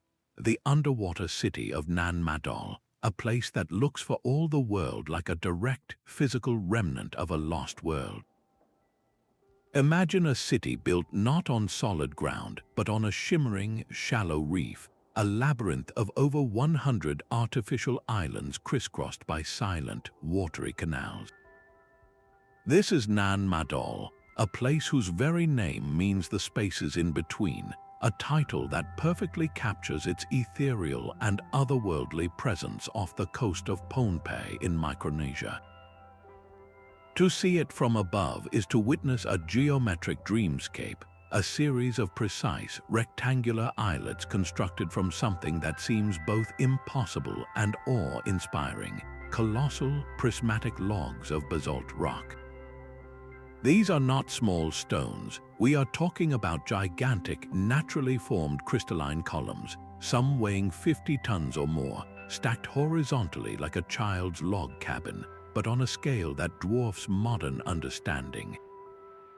Each islet is a testament to this unique and baffling construction method, creating a city that seems to float on the water, a maze of canals and platforms that served as a ceremonial and political capital for a forgotten dynasty. The layout is intensely formal, with distinct areas for different purposes. Some islets hold imposing tombs for the ruling elite. Others feature the remains of temples where rituals were performed, and still others were clearly residential quarters, all connected by a network of waterways that functioned as the city's streets. This was a Venice of the Pacific, but one built thousands of miles from any other known civilization with a similar urban vision, and constructed with a method that defies every conventional explanation. The core of the Madol enigma is not just its age or its purpose, but the fundamental logistical nightmare of its construction. The basalt logs that form the skeleton of the city are not from the immediate area. The nearest known quarry for this specific type of prismatic basalt is on the opposite side of the main island of Pohnpei, miles away through dense, mountainous jungle and treacherous coastal waters. Visualize the challenge. How did the builders, without the wheel, without metal tools, and without draft animals, extract these 50-ton stone columns from the bedrock? How did they then transport them across the rugged island terrain and out across the fringing reef to the construction site? Even with a massive, coordinated labor force using ropes and rollers, the task seems Herculean. The currents around Nan Madol are strong, and maneuvering multi-ton stones in a marine environment from rafts or barges would be a perilous undertaking even with modern engineering. The sheer volume of stone is staggering. An estimated 750 million tons of it was moved to create this aquatic metropolis. The investment in time, energy, and human life must have been astronomical, all for a city built on a reef, a location with no source of fresh water and no capacity for agriculture, meaning all food and water had to be imported from the main island every single day. This raises a haunting question. What powerful motivation could possibly justify such an immense and impractical effort? Faced with this seemingly insurmountable engineering puzzle, the local oral traditions of Pohnpei offer an explanation that, in its own way, feels as compelling as any scientific theory. The legends speak of two brother magicians, Olosopa and Olosipa, who arrived from a distant land. These twin sorcerers, possessing great mystical power, are said to have built Nan Madol not with ropes and ramps, but by commanding the massive basalt logs to fly through the air. They used magical levitation to transport the stones from the quarry and then settled them gently into place, constructing the city as a ceremonial center for the worship of a sacred eel god. This story of magical construction is often dismissed as a simple myth, a fanciful way for a later culture to explain an achievement they could no longer comprehend. But what if we listen to this legend with a different ear? What if the magic and sorcery described are not literal witchcraft, but a cultural memory of a sophisticated technology that was so far advanced it appeared as magic to those who witnessed it or heard the tales generations later? The idea of stones being levitated could be a metaphorical description of an advanced method of transportation or a lost technique for making the stones easier to move, a concept so alien that it could only be explained as supernatural power. The legend provides a specific origin story. The brothers came from elsewhere, which aligns perfectly with the idea that the knowledge and drive to build Nan Madol may not have been indigenous, but imported by a seafaring people with a different, more advanced technological background. This isolation is what makes Nan Madol such a profound outlier in Pacific archaeology. It does not fit the established pattern of other great Pacific island cultures. The Polynesians, for instance, were master navigators and builders, creating magnificent stone platforms called marie and elaborate temple complexes. But their construction techniques, while impressive, are recognizably different. They used smaller, more easily manageable stones, often fitted together with great skill, but not these colossal prismatic logs. Nan Madol's architectural language is unique, a one-off experiment in megalithic aquatic urbanism. There is nothing else like it in the entire Pacific Basin. Its sudden appearance, its fully formed and highly complex layout, and its inexplicable construction method have led many researchers to consider it a prime candidate for a site built by a lost or outside civilization. Could it be a remote outpost of that hypothetical precursor culture, a refuge built on a remote island after some great cataclysm flooded their homelands? Or was it the product of a singular, brilliant, and utterly determined local culture that achieved a fleeting peak of technological and social organization, only to collapse and have all memory of their methods vanish with them? The society that occupied Madol, the Allure dynasty, eventually fell, and the city was abandoned, its canals silting up and its stone logs reclaimed by the jungle. Its builders took their secrets with them, leaving behind only this silent, sprawling stone puzzle, a city between sea and sky that continues to challenge our understanding of what ancient peoples were capable of achieving. For centuries, the Amazon rainforest has been portrayed in the popular imagination as the ultimate primeval wilderness, a vast, untouched sea of green, a place where nature reigned supreme and human presence was limited to small, nomadic tribes living in harmony with their environment. This vision of a pristine, almost empty jungle has been a powerful narrative, shaping not only conservation efforts but also the very course of archaeological research in South America. Why look for great cities where it was assumed none could possibly exist? This long-held assumption, however, has been completely overturned by a revolutionary technology that allows us to see through the dense canopy and peer into the past. The widespread use of aerial LiDAR scanning has ripped away this green veil, revealing a secret world etched into the earth below. The findings are nothing short of paradigm-shattering. Beneath the seemingly impenetrable foliage, LiDAR has mapped a sprawling, man-made landscape of breathtaking geometric complexity. We are not talking about a few isolated mounds or trails. The scans show vast enclosures, perfect squares, precise circles, and intricate octagons, some spanning hundreds of acres, connected by long, arrow-straight causeways that cut across the terrain for miles.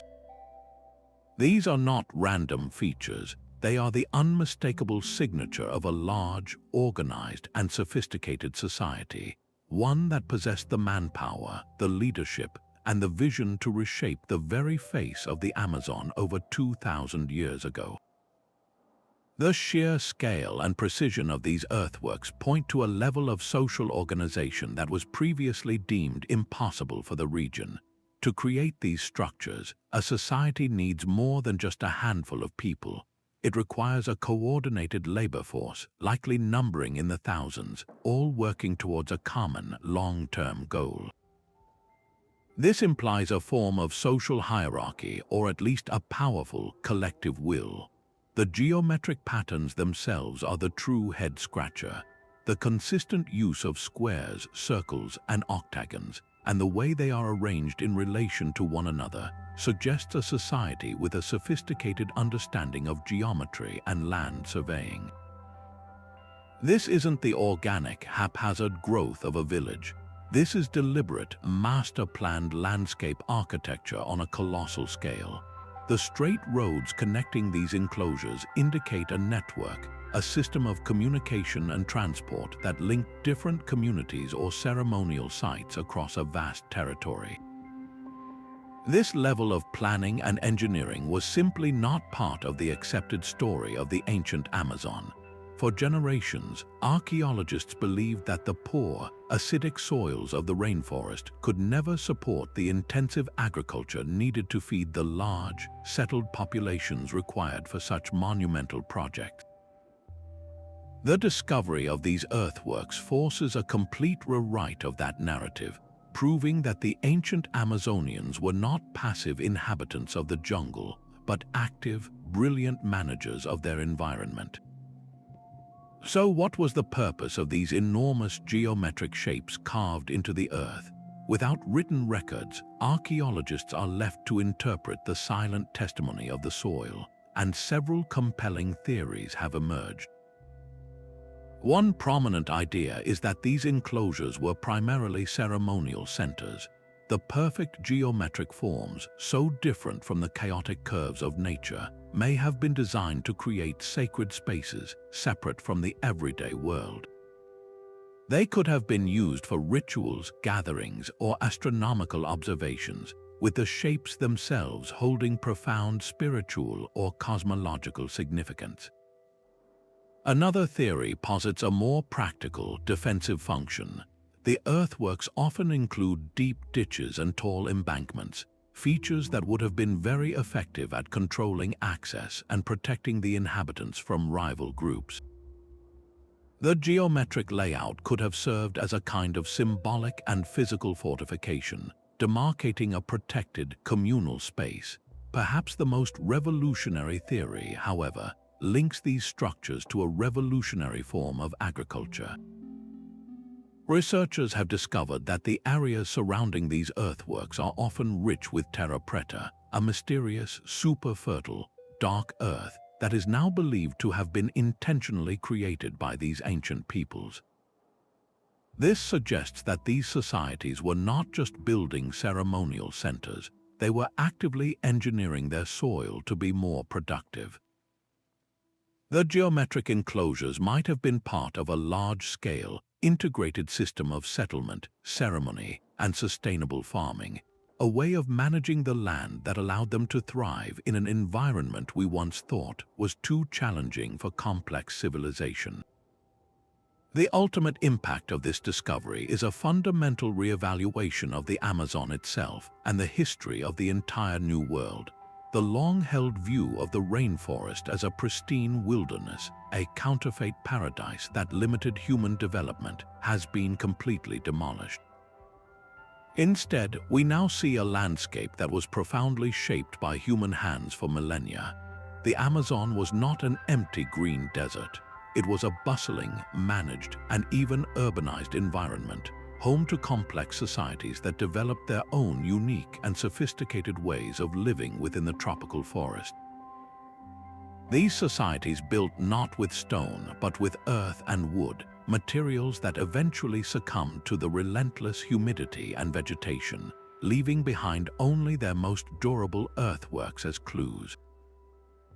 Their disappearance remains a mystery, likely tied to the arrival of European diseases that swept through the Americas, decimating populations and causing their social structures to collapse, allowing the jungle to rapidly reclaim their works. The geometric earthworks of the Amazon stand as a haunting testament to a lost world of garden cities and managed landscapes, a civilization that achieved a remarkable balance with its environment and then vanished, leaving behind a cryptic, geometric signature for the future to discover. This revelation of a hidden, planned world beneath the canopy naturally draws our curiosity to another part of the globe, where ancient builders also arranged their monuments across the landscape, not randomly, but in alignment with forces that are invisible to the naked eye.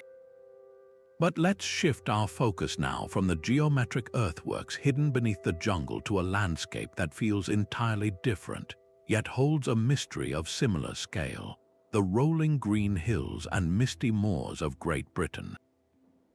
Here, the ancient monuments are not hidden, they stand in plain sight, weathered by thousands of years of wind and rain. While the great stone circle of Stonehenge captures the world's imagination, it is merely the most famous node in a far more extensive and enigmatic network. Scattered across the British Isles are hundreds of other stone circles, massive earthen henges, and long, grassy burial mounds known as barrows. When you look at a map plotting all these sites, a fascinating pattern begins to suggest itself. It's not a random scattering. It can feel like a conscious, island-wide project, a web of sacred sites intentionally placed across the land. This perception gave rise to one of the most captivating and controversial ideas in alternative archaeology, the concept of ley lines.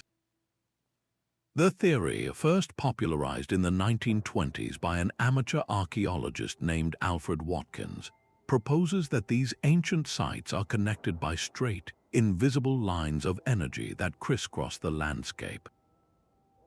Watkins called them old straight tracks, and he believed they were ancient trading or pilgrimage paths, marked by significant monuments. Later enthusiasts took the idea further, suggesting these lines carry a mysterious terrestrial energy, perhaps related to magnetic fields or geological faults that the ancient builders could somehow detect and harness. Whether you view ley lines as literal energy pathways or as a powerful metaphor for a connected landscape, their appeal is undeniable. They tap into a deep-seated human desire to see order and intention in the world, to believe that our ancestors saw the land not as a collection of separate places, but as a single, living, and sacred whole. Now, the scientific community largely dismisses the idea of measurable Earth energies flowing along these lines, pointing out that with so many ancient sites dotting the map, it's statistically almost inevitable that you can draw straight lines connecting several of them. Skeptics run computer simulations showing that you can create similar alignments by randomly placing points on a map. This is a powerful argument, and it forces us to be careful not to see patterns where none exist. However, even if we set aside the more mystical aspects of the energy theory, we are still left with an undeniable and profound archaeological reality that is, in its own way, just as mysterious. The sheer number of these monuments and the evident care taken in their placement is what truly captivates. Why would a Neolithic society with only simple stone tools and a lifestyle focused on survival invest such colossal effort in hauling multi-ton stones from distant quarries and raising them in specific, often remote and inconvenient locations? The construction of a single henge like Avebury, which dwarfs Stonehenge in scale, required moving over 1 million tons of chalk and soil and erecting scores of massive sarsen stones. This was not a casual undertaking. It was an act that would have consumed the labor and attention of the entire community for generations. The precise placement of these structures often reveals a sophisticated understanding of the land itself, a practice we now call geodesy. The builders selected hilltops, river valleys, and natural contours, integrating their monuments into the existing topography in a way that suggests they saw the landscape itself as a sacred part of their creation.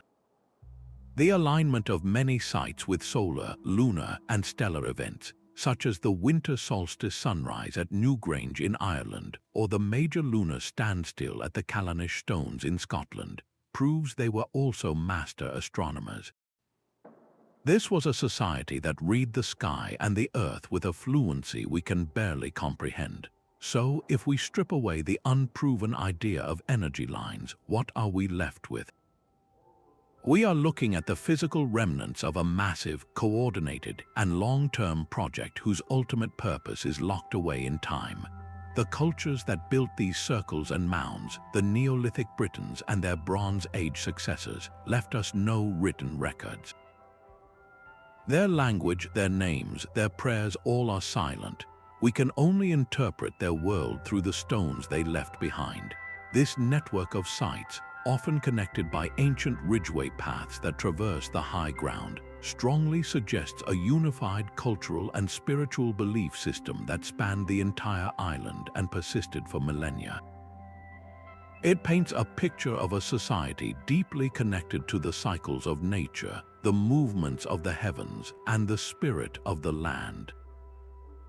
The monuments may have served as territorial markers, as colossal calendars for regulating the agricultural year, as places for seasonal gatherings, trade, and marriage alliances, or as portals to the realm of the ancestors, whose bones were often buried within the barrows. The true meaning likely encompassed all of these things and more, forming a complex cosmology that wove together life, death, the seasons, and the stars into a single, coherent world-view. The silent, stoic stones of the British Isles are therefore not just isolated ruins. They are the surviving punctuation marks of a lost epic, a grand narrative of a people and their relationship with the cosmos, a story written not on parchment, but across the very face of the land. This profound sense of a landscape imbued with ancient meaning and mystery creates a powerful transition as we now journey from the damp, green hills of Britain to a starkly different environment, a sun-scorched desert in central Turkey, where an entire city was built not on the land but deep within it, hidden inside the earth itself. From the damp, green hills of Britain, where ancient stones stand sentinel under an open sky, we now descend into the very opposite, a world of total concealment, carved deep into the heart of the earth. In the hauntingly beautiful landscape of Cappadocia, Turkey, where wind-sculpted fairy chimneys dot the horizon, lies a secret that is far more profound than the surreal surface. This is the underground city of Derinkuyu, a multi-level labyrinth that plunges 18 stories down into the soft, malleable volcanic rock known as tuff. The scale of this subterranean metropolis is almost impossible to grasp until you stand within its cool, silent chambers. This was not a simple cave network or a small refuge. This was an entire city built to house an astonishing 20,000 people, a complete society designed to function entirely cut off from the world above for months or even years at a time. While historical records attribute the later expansion and use of Derinkuyu to the Phrygians, and subsequently to early Christians fleeing Roman persecution, the sheer sophistication of its design hints at a much more ancient and mysterious origin. The conventional timeline begins to fray when you consider the engineering marvels packed into this underground world. The city is a masterpiece of functional planning, featuring everything needed for long-term survival. A sophisticated network of over 50 ventilation shafts, some stretching over 100 meters to the surface, provided a constant supply of fresh air to even the deepest levels. Deep, protected wells tapped into the groundwater, ensuring a reliable source of water that could not be easily poisoned or cut off by an enemy above. There were spacious stables for livestock, wineries and oil presses for food production, countless storage rooms, communal kitchens, churches with carved altars and baptismal fonts, and even rooms that appear to have been dedicated schools or meeting halls. Massive circular stone doors weighing half a ton each could be rolled across key passageways, sealing off entire sections of the city from the inside. This was not a temporary hideout, it was a self-sufficient ark, a fully realized civilization in its own right, buried safely underground. The true enigma of Derinkuyu, however, lies not in what we know, but in what we don't. The earliest levels, the deepest and most crudely carved sections of the complex, show signs of being far older than the Phrygian or Christian eras. Some archaeologists and geologists who have studied the weathering patterns and tool marks suggest that the initial excavation could date back to the Hittite era, over 3,500 years ago, or even to a previously unknown people from a more distant past. This raises a haunting and fundamental question that has yet to be satisfactorily answered. Why? What could have driven a society, not once but repeatedly over millennia, to invest such an immense, back-breaking effort into creating a refuge of such staggering scale and complexity? The design pattern is one of total concealment and defense, but from what threat was it defending? There is no historical record of an invasion, a war, or a persistent enemy in the region that would logically necessitate a subterranean city capable of sheltering an entire population. This absence of a clear, documented adversary is what makes Derinkuyu so deeply strange. The city's existence points to a society living under a shadow of profound and constant fear, a fear so powerful that it compelled them to literally move their world underground. One compelling theory is that the threat was not a human army, but a recurring natural cataclysm. The region of Cappadocia is volcanically active, and the soft, tough rock that made Derinkuyu possible is itself the product of ancient, massive volcanic eruptions. Could the builders have been survivors of a particularly devastating eruption, a generation that lived with the searing memory of falling ash and fiery rain? a trauma so deep that they vowed never to be caught unprotected again. Their refuge would then be a safeguard against the very skies, a place to wait out Chinese letter violence of their environment.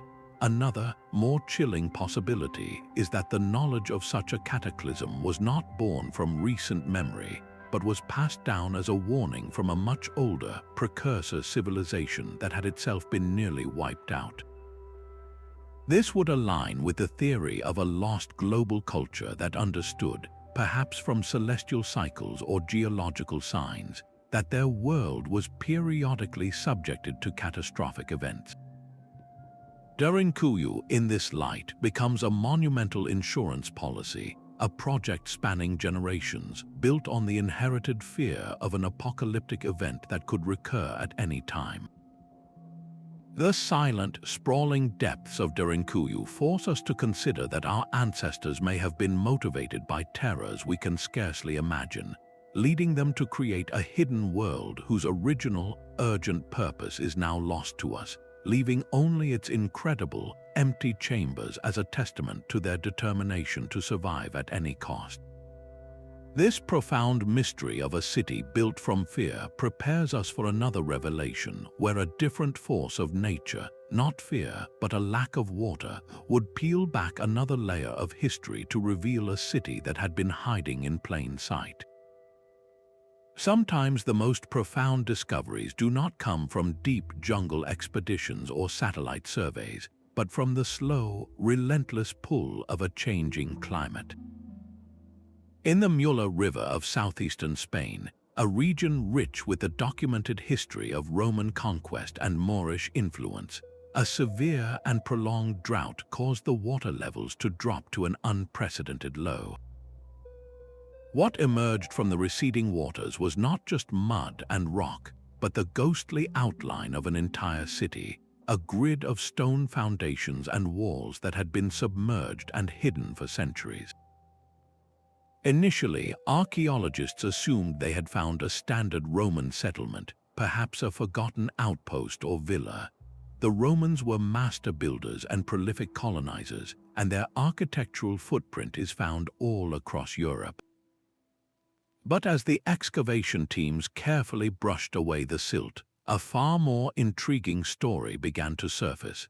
They found that beneath the recognizable, orderly Roman structures, the straight roads, the rectangular forums, lay a much older, more enigmatic urban layer, one whose design language was completely foreign to anything in the historical record of the Iberian Peninsula. The clues were in the very shape of the stones, while the Roman constructions above were characteristically linear and pragmatic. The older foundations revealed a different aesthetic. There were curved walls flowing in gentle arcs that seemed to follow the natural contours of the land rather than imposing a rigid geometric order upon it. The layout of these earlier streets and buildings was organic, almost meandering, with unusual foundation patterns that did not align with the Roman grid. The artifacts pulled from this lower stratum were equally puzzling. There were distinct types of pottery with unique decorative motifs, spirals, and zigzag patterns that didn't match the styles of the known pre-Roman tribes of the region, like the Iberians or the Celts. The tools and domestic items suggested a daily life and a technological tradition that were entirely separate from these documented cultures. It was as if this city had been built by a people who left no other trace, a society that had flourished, developed its own unique architectural identity, and then vanished long before the legions of Rome ever marched into the valley. This creates a fascinating historical palimpsest, a city built upon a city. The evidence strongly suggests that when the Romans arrived, they found these mysterious ruins already in place. Rather than clearing them away, they did what efficient empires often do. They built directly on top of them, repurposing the older stone and incorporating the existing landscape into their own urban plan. One can only imagine the conversations among the Roman engineers and soldiers as they encountered these strange, curved walls and unfamiliar foundations. Were they puzzled by the identity of the original builders? Did they hear local legends about a people who had lived there long before the current tribes? Or did they simply see useful, pre-quarried stone and a defensible location, dismissing the oddities of the previous inhabitants as the primitive work of a lesser culture?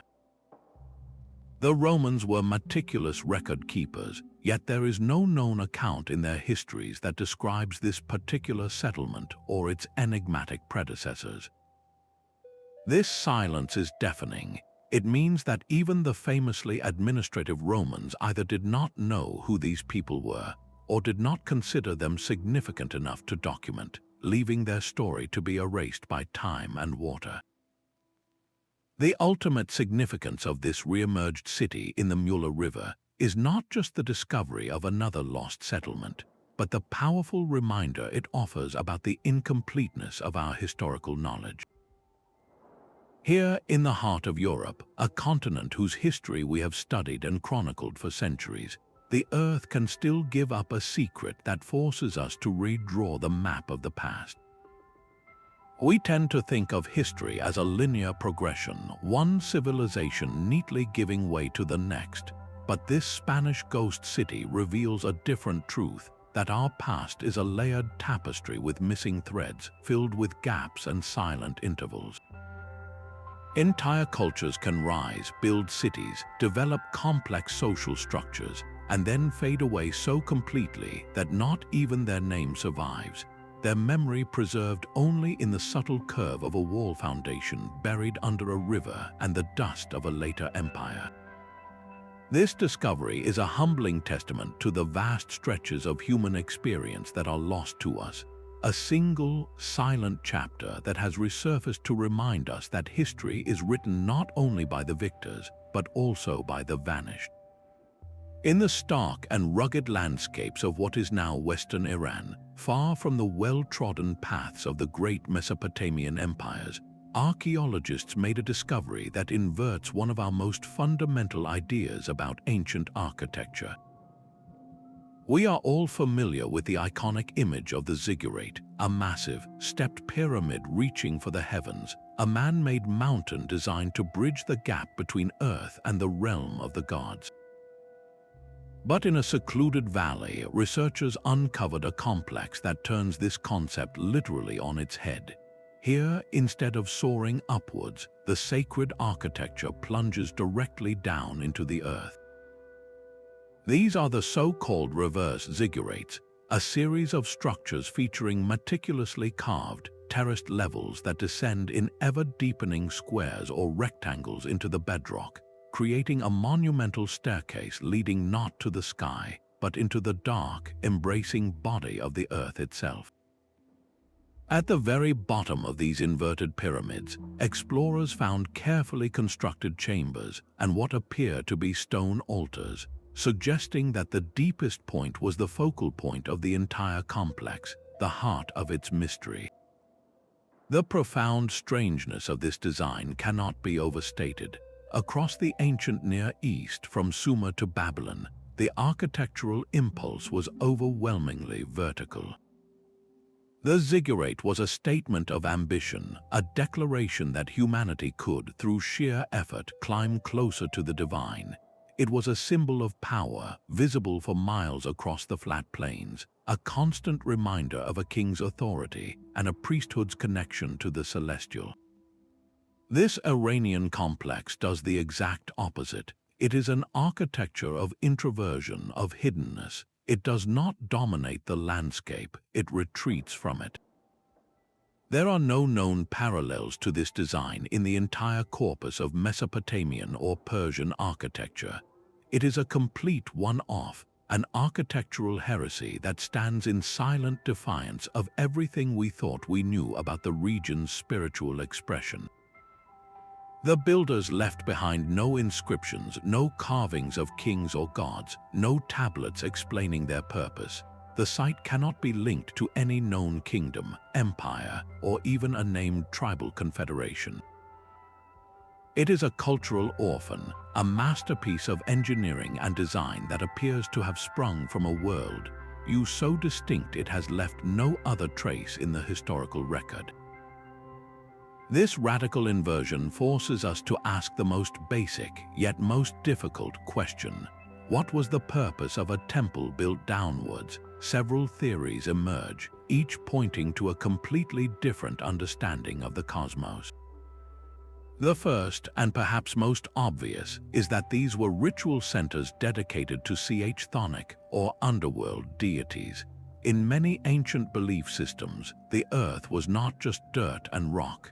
It was a living, powerful entity, the source of fertility, but also the realm of the dead and of powerful, often feared gods. By descending into the earth, priests and worshippers might have been attempting to commune directly with these subterranean forces, performing rituals in the deepest chambers to ensure agricultural fertility or to appease gods of the underworld. The altars at the bottom could have been used for offerings to these entities. Another compelling possibility is that these structures served as highly specialized burial complexes for a royal or priestly elite. While no human remains have been widely reported, the symbolic act of descending into the earth is a near-universal metaphor for death and the journey to the afterlife. A king buried at the bottom of a reverse ziggurat would not be reaching for the sky in death, but would be symbolically returned to the womb of the earth, perhaps to be reborn or to rule in the underworld.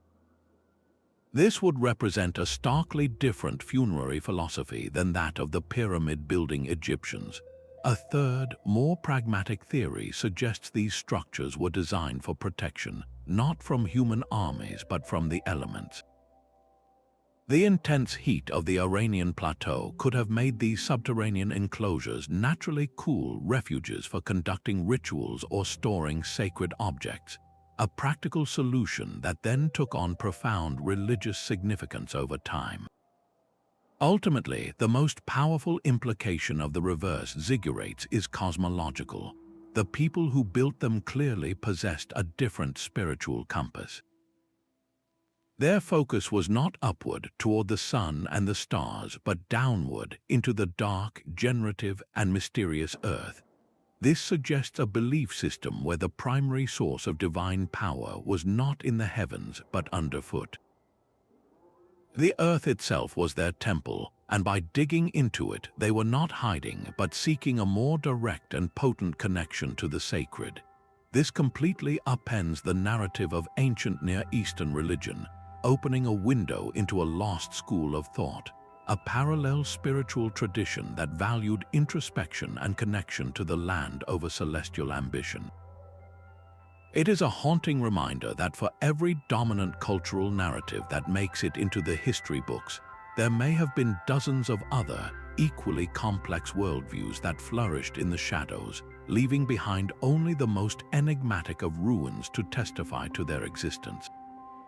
The silent, downward staircases of this Iranian valley challenge us to look beyond the monuments that scrape the sky and consider the profound power and mystery that our ancestors may have believed was waiting for them deep within the world itself.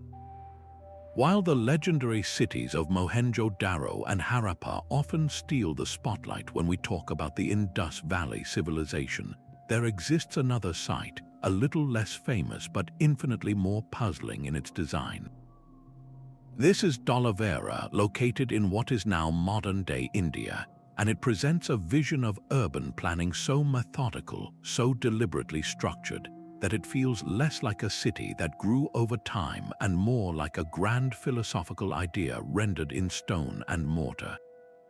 If Mohenjo-Daro and Harappa were the bustling, organic metropolises of their day, then Dholavira was the meticulously drafted blueprint, a city built not by accident but by a singular, powerful vision. Its layout reveals a society that thought in terms of perfect divisions and harmonious order, creating an urban microcosm that continues to challenge our understanding of how ancient civilizations organized themselves. The most striking feature of Dholavira is its profound and rigid segmentation. The city wasn't a sprawling, chaotic mass. It was carefully partitioned into 3 distinct fortified sections, each serving a specific purpose and each separated by massive stone walls. At the highest point sat the citadel, a heavily fortified acropolis that likely housed the ruling elite and perhaps the city's most important religious structures. Below this was the middle town, a spacious area that probably served as the administrative and commercial heart of the city. And then, further out, was the lower town, where the majority of the common population would have lived and worked. These 3 parts weren't just vaguely defined districts. They were precisely delineated, walled enclaves within the larger walled city, connected to each other by a network of streets that were laid out with an almost mathematical precision. This tripartite division speaks of a society with a clearly defined and strictly enforced social hierarchy, a place where everyone knew their place, both literally and figuratively. The sheer scale of the stone walls, some of which still stand today, indicates a massive, coordinated labor effort, a society capable of enforcing a master plan that would have taken generations to complete. But the architectural genius of Dholavira extends far beyond its social zoning. In a region that experiences both extreme droughts and monsoon floods, the city's survival depended on its ability to manage water, and here, the builders demonstrated a level of hydraulic engineering that feels almost modern. They constructed a series of 16 massive reservoirs carved directly into the rock around the city, with a combined capacity of over 300,000 cubic yards of water. These weren't just simple pits. They were intricately designed with channels and sluice gates that captured every drop of rainfall from the surrounding catchment areas and stored it for the long, dry season. This sophisticated system ensured a reliable water supply for drinking, irrigation, and industrial use for thousands of people, allowing the city to thrive in an otherwise challenging environment. The attention to detail is breathtaking. The reservoirs were even lined with finely chiseled stone blocks to minimize seepage and evaporation. This wasn't just practical. It was a testament to a society that understood its environment intimately and possessed the engineering skill to reshape it for its own survival and prosperity. Perhaps the most enigmatic space in this already mysterious city is its large ceremonial ground. This vast, open arena located near the citadel features a grandstand that could have seated hundreds of spectators. But what truly captures the imagination are the 10 large polished stone inscriptions found here, each bearing large, cryptic symbols from the Indus Valley script. These are not the small, stamp-like seals found at other Indus sites. These are public declarations meant to be seen and read by the community. The tragedy, of course, is that we cannot read them. The Indus script remains one of the great undeciphered languages of the ancient world. Were these inscriptions proclaiming the city's laws? Were they recording the deeds of a great king? Or were they part of a complex religious ritual performed in the stadium? We simply do not know. This ceremonial ground, with its silent, giant messages, stands as the symbolic heart of Dholavira's mystery, a place where the city's collective life unfolded in ways we can only dimly perceive. What ultimately sets Dholavira apart from its Indus Valley cousins, and indeed from most other ancient cities, is the overwhelming sense that it was conceived as a complete, ideal city from the very start. There is no archaeological evidence of a small village slowly expanding into a town and then into this grand, planned metropolis. Instead, it appears on the landscape fully formed with its tripartite division, its massive reservoirs, and its geometric street plan, all seemingly part of an original grand design. This suggests a powerful, centralized authority, perhaps a visionary ruler or a deeply influential priesthood that had the power to impose this utopian blueprint onto the landscape and see it through to completion over many generations. It represents a unique system of governance and urban planning that doesn't appear to have evolved from simpler forms, but emerged as a sophisticated concept in its own right. Dholavira is therefore more than just a city. It is a microcosm, a perfect, self-contained world that reflects the values, beliefs, and social structure of its creators. Its silent, orderly ruins speak of a society that prized order, hierarchy, and harmony with nature, a civilization that reached a peak of planned perfection in the ancient world, only to have all memory of its inner workings vanish, leaving behind only the physical skeleton of its brilliant, enigmatic design. And now we arrive at a mystery that is not just about what was built, but about what was left dramatically and mysteriously unfinished. In the humid, swampy lowlands of what is now the Mexican state of Tabasco, the Olmec people created one of the most influential and yet enigmatic cities of the ancient Americas, La Venta. This was not just a settlement, it was a grand ceremonial center, a testament to the power and vision of a culture so foundational that scholars call it the mother culture of Mesoamerica. Its heart was a colossal earthen pyramid, a towering fluted cone rising over 100 feet high, dominating the landscape.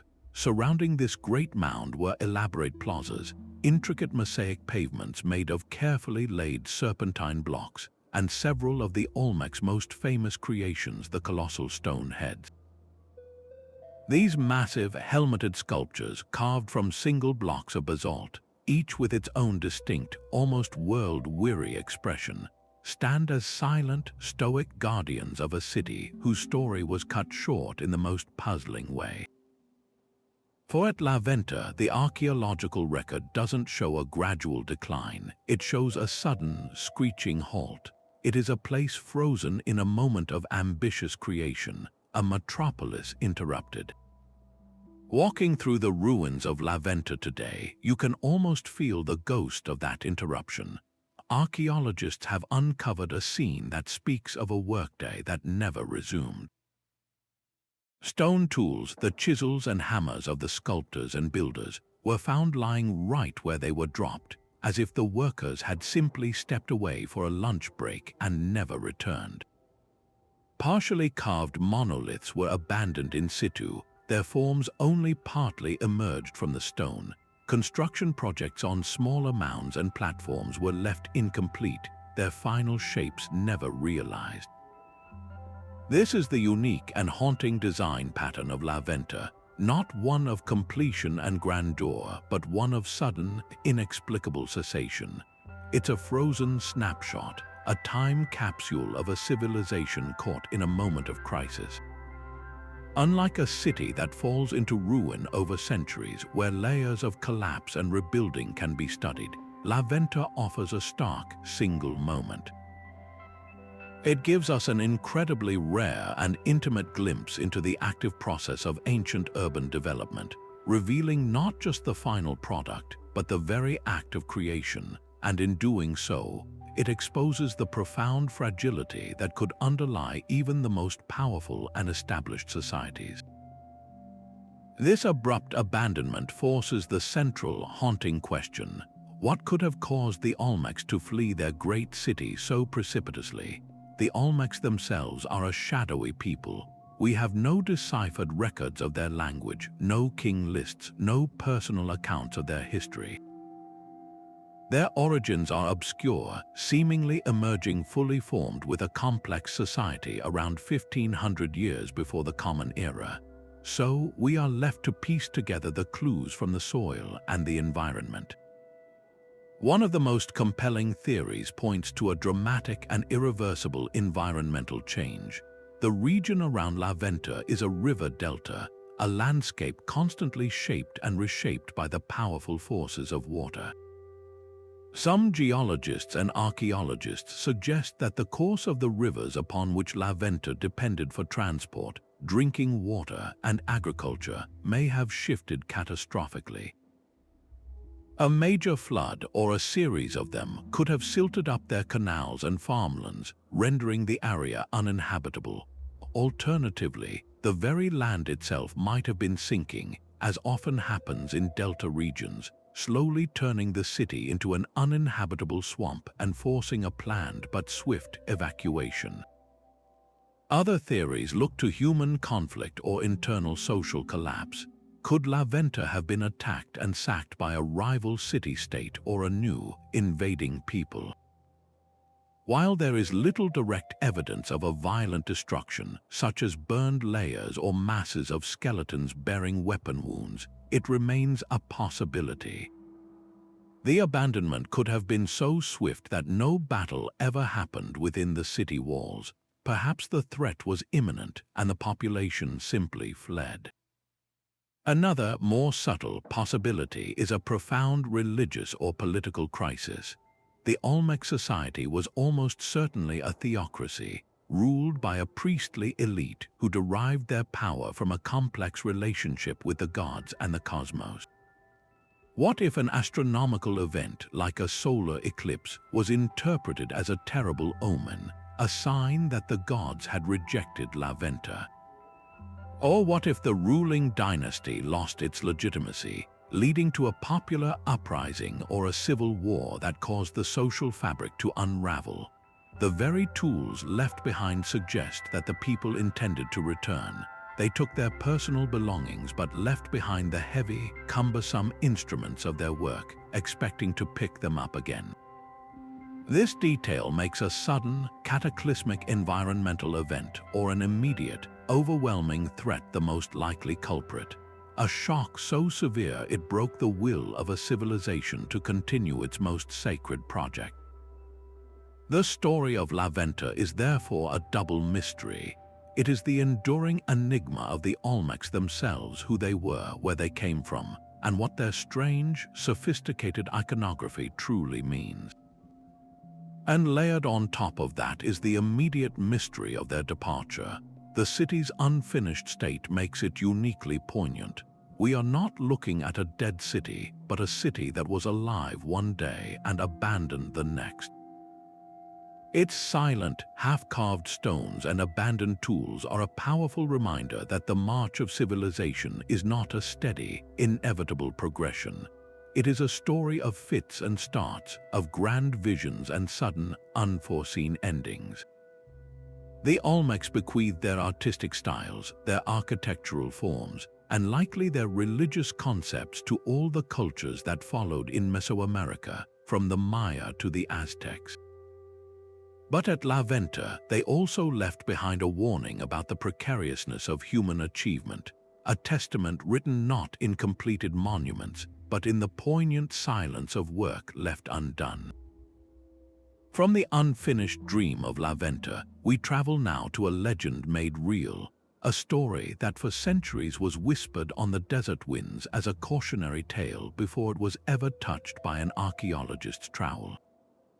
This is the story of Yuba, the Atlantis of the Sands, a city long thought to be pure myth, a fable of divine punishment for human greed and arrogance. For generations, scholars debated its existence, many dismissing it as a moral lesson woven into the fabric of Bedouin folklore. The legend was vivid and terrifying, a wealthy, powerful city, a hub of the immensely lucrative frankincense trade, whose inhabitants grew so corrupt and wicked that God saw fit to destroy it utterly, causing it to be swallowed by the very sands upon which it stood. It was a powerful story, but it remained just that, a story, until the closing years of the 20th century, when modern technology finally pierced the veil of time and sand. In the early 1990s, a team led by explorer Nicholas Clapp combined a deep study of ancient maps, including Ptolemy's 2nd century work, with a revolutionary new tool, satellite imagery. By analyzing radar data from the Space Shuttle and other satellites, they identified ancient caravan tracks, invisible on the ground, that all converged on a single, suspicious point in the desolate desert of southern Oman. Following these ghost roads, they arrived at a site known to the local Bedouin as Shisur. There, ground-penetrating radar confirmed what the legends had claimed for millennia. Beneath the dust lay the outlines of a substantial, fortified city. Yuba was real. The excavation that followed revealed a city whose physical reality was every bit as fascinating as its mythical counterpart. The archaeologists uncovered the remains of a compact, heavily fortified settlement centered around a massive, octagonal fortress with towering walls and 8 prominent towers. This was not a sprawling, open city, but a tightly packed, defensive stronghold. Its very layout suggests a society living under a state of constant vigilance, a community that knew its immense wealth made it a target for raiders and rival powers. Yet, within these formidable walls, evidence of sophisticated engineering emerged. The city possessed an advanced and clever water management system centered on a large, natural limestone sinkhole that acted as a catchment for rare desert rains. This water was then channeled to sustain the population and, crucially, the camels that formed the backbone of the frankincense trade. This combination of martial defensiveness and hydraulic ingenuity paints a picture of a pragmatic, resilient people who had mastered their harsh environment to secure their fortune. It is precisely this mastery, however, that highlights the city's most puzzling design patterns. While Yuba was undoubtedly an Arabian city, certain aspects of its construction, particularly the scale and geometry of its central fortress, do not have direct parallels in other known cities from the same era in the region. The octagonal design and the sheer monumentality of the fortifications feel unique, almost over-engineered for the perceived threats of the time. This has led to speculation about possible outside influences or a uniquely localized development of architectural style driven by the need to protect a trade nexus of unparalleled value. The city was a paradox, a place of immense wealth evidenced by the trade goods that passed through it, yet its design was that of a fortress under siege, its grandeur turned inward for protection rather than outward for display. It was a vault as much as it was a city, a place where the riches of the ancient world were gathered and guarded with paranoid intensity. The ultimate fate of Yuba serves as a stunning example of a legend finding its basis in geological fact. The very feature that gave the city life, the limestone sinkhole that provided its water, also became the instrument of its destruction. The archaeological evidence points to a catastrophic collapse. It appears that the caverns beneath the city, likely weakened by the constant drawing of water over centuries, finally gave way. A massive sinkhole opened up, swallowing a significant portion of the fortress and the surrounding structures. To the people of the time who witnessed their mighty city, the source of its pride and sin, literally crumbling into the earth, the event could have had no other explanation than divine wrath. The legend of a city swallowed by the sand as punishment for its wickedness is a perfect mythological encapsulation of this real, terrifying geological disaster. The sand, ever shifting in the desert, did the rest, pouring into the ruins and sealing them for over a millennium, preserving Yuba not as a living city, but as a frozen monument to its own dramatic end. Yuba therefore stands as a powerful archetype, a place where history and myth converge into a single, compelling narrative. It is a city that was both real and mythical, its physical remains providing a sobering truth behind the poetic legend. It serves as an eternal cautionary tale about hubris, about the fragility of human achievement even in the face of great wealth and engineering prowess. The desert did not just hide Yuba, it preserved its story as a warning, a reminder that the foundations of even the greatest civilizations can be unexpectedly hollow. This discovery proves that sometimes the most fantastical stories from our past are not mere fiction, but are rooted in traumatic, real events whose memory was too powerful to be forgotten, passed down through generations until science could finally confirm what tradition had always known. As we continue to uncover the footprints of lost civilizations, we arrive at a story of discovery that is as dramatic as it is tragic, a tale of a city found only to be immediately lost again. In the mid-20th century, the Bulgarian government embarked on a massive industrial project, damming a river to create the Koprinka Reservoir.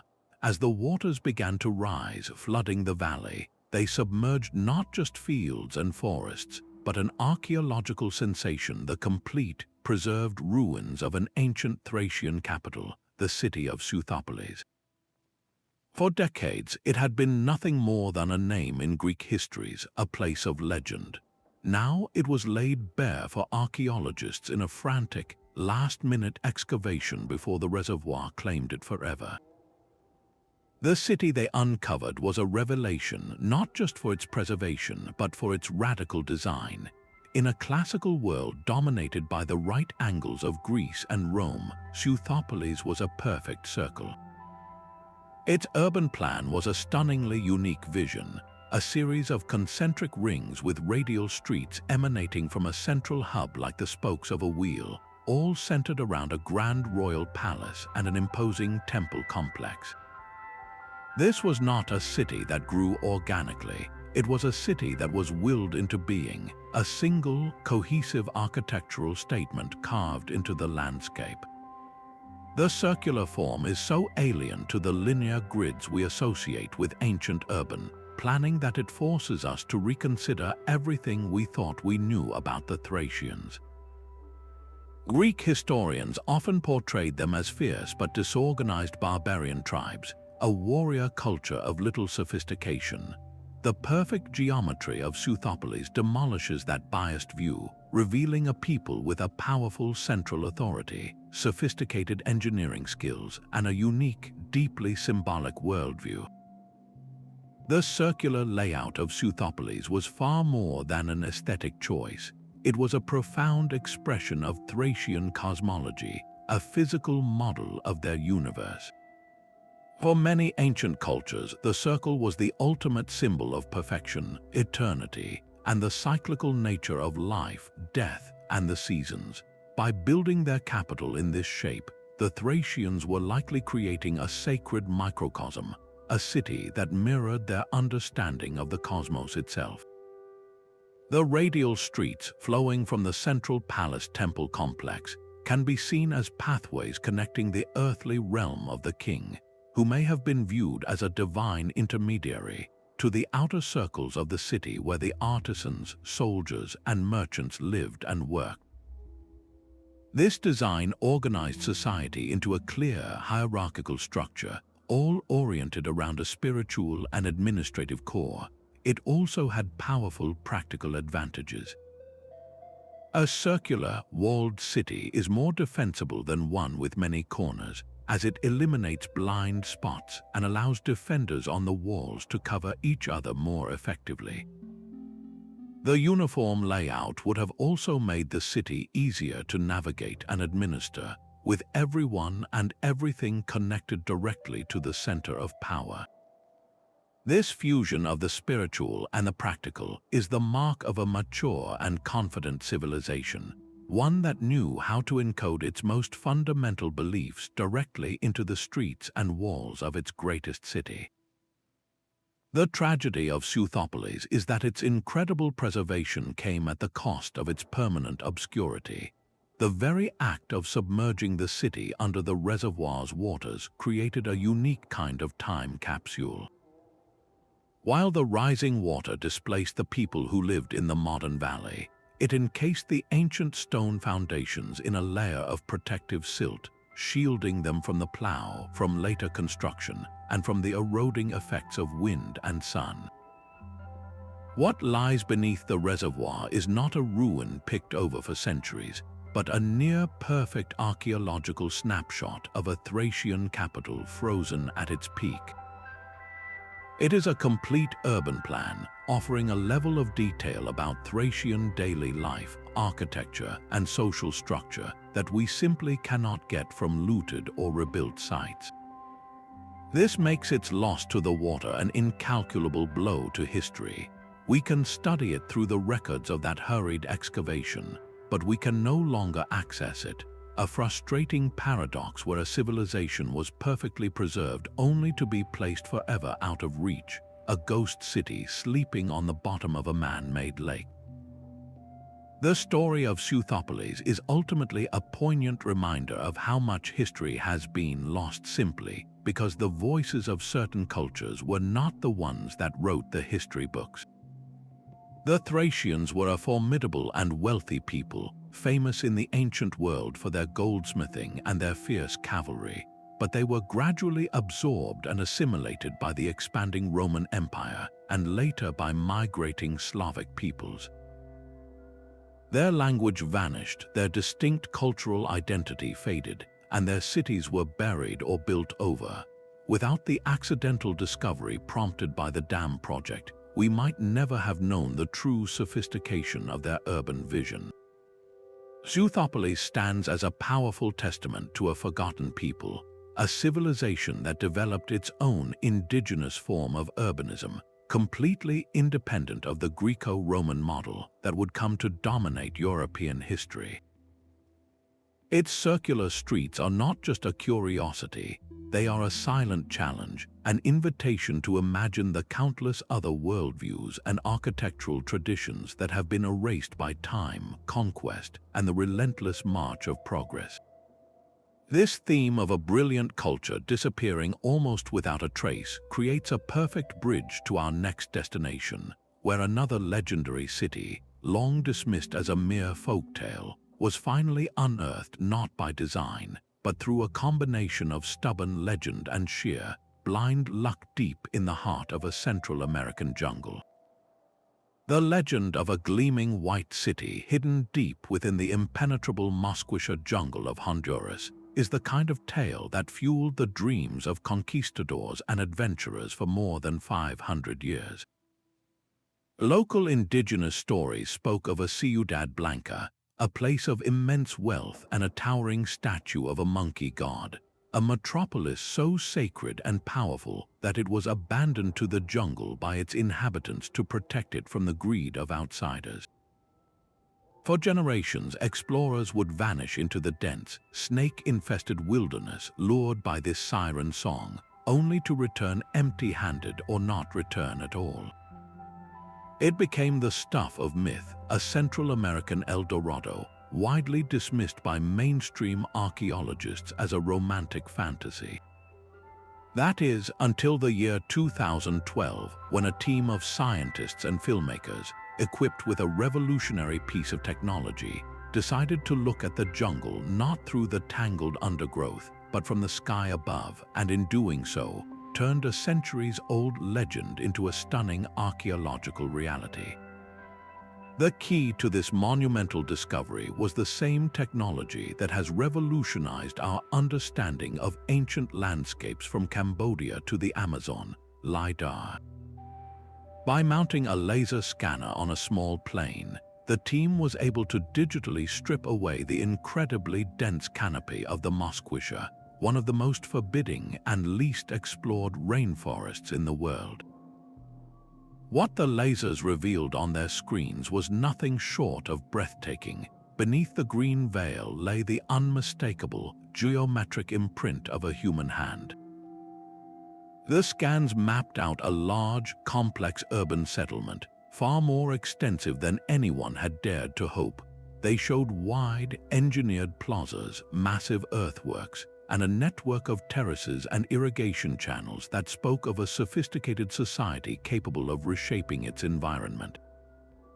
Following the LiDAR data like a treasure map, the team then embarked on a grueling ground expedition, hacking their way to the coordinates. There, nestled in a remote valley, they found the city itself, exactly as the lasers had promised. They uncovered a breathtaking cache of more than 50 stone sculptures, left perfectly arranged and untouched for centuries. There were ceremonial vessels, finely carved seats, and the most iconic find of all, the head of a half-jaguar, half-human figure, a so-called were jaguar that seemed to embody the power and mystery of the place. But the most dramatic moment came when they carefully excavated a portion of an earth mound, revealing the legendary statue that gave the city its alternative name. There, staring back at them, was the city of the monkey god, a beautifully preserved, semi-buried stone sculpture of a snarling, predatory monkey, a figure of profound spiritual significance that had waited in the dark soil for half a millennium.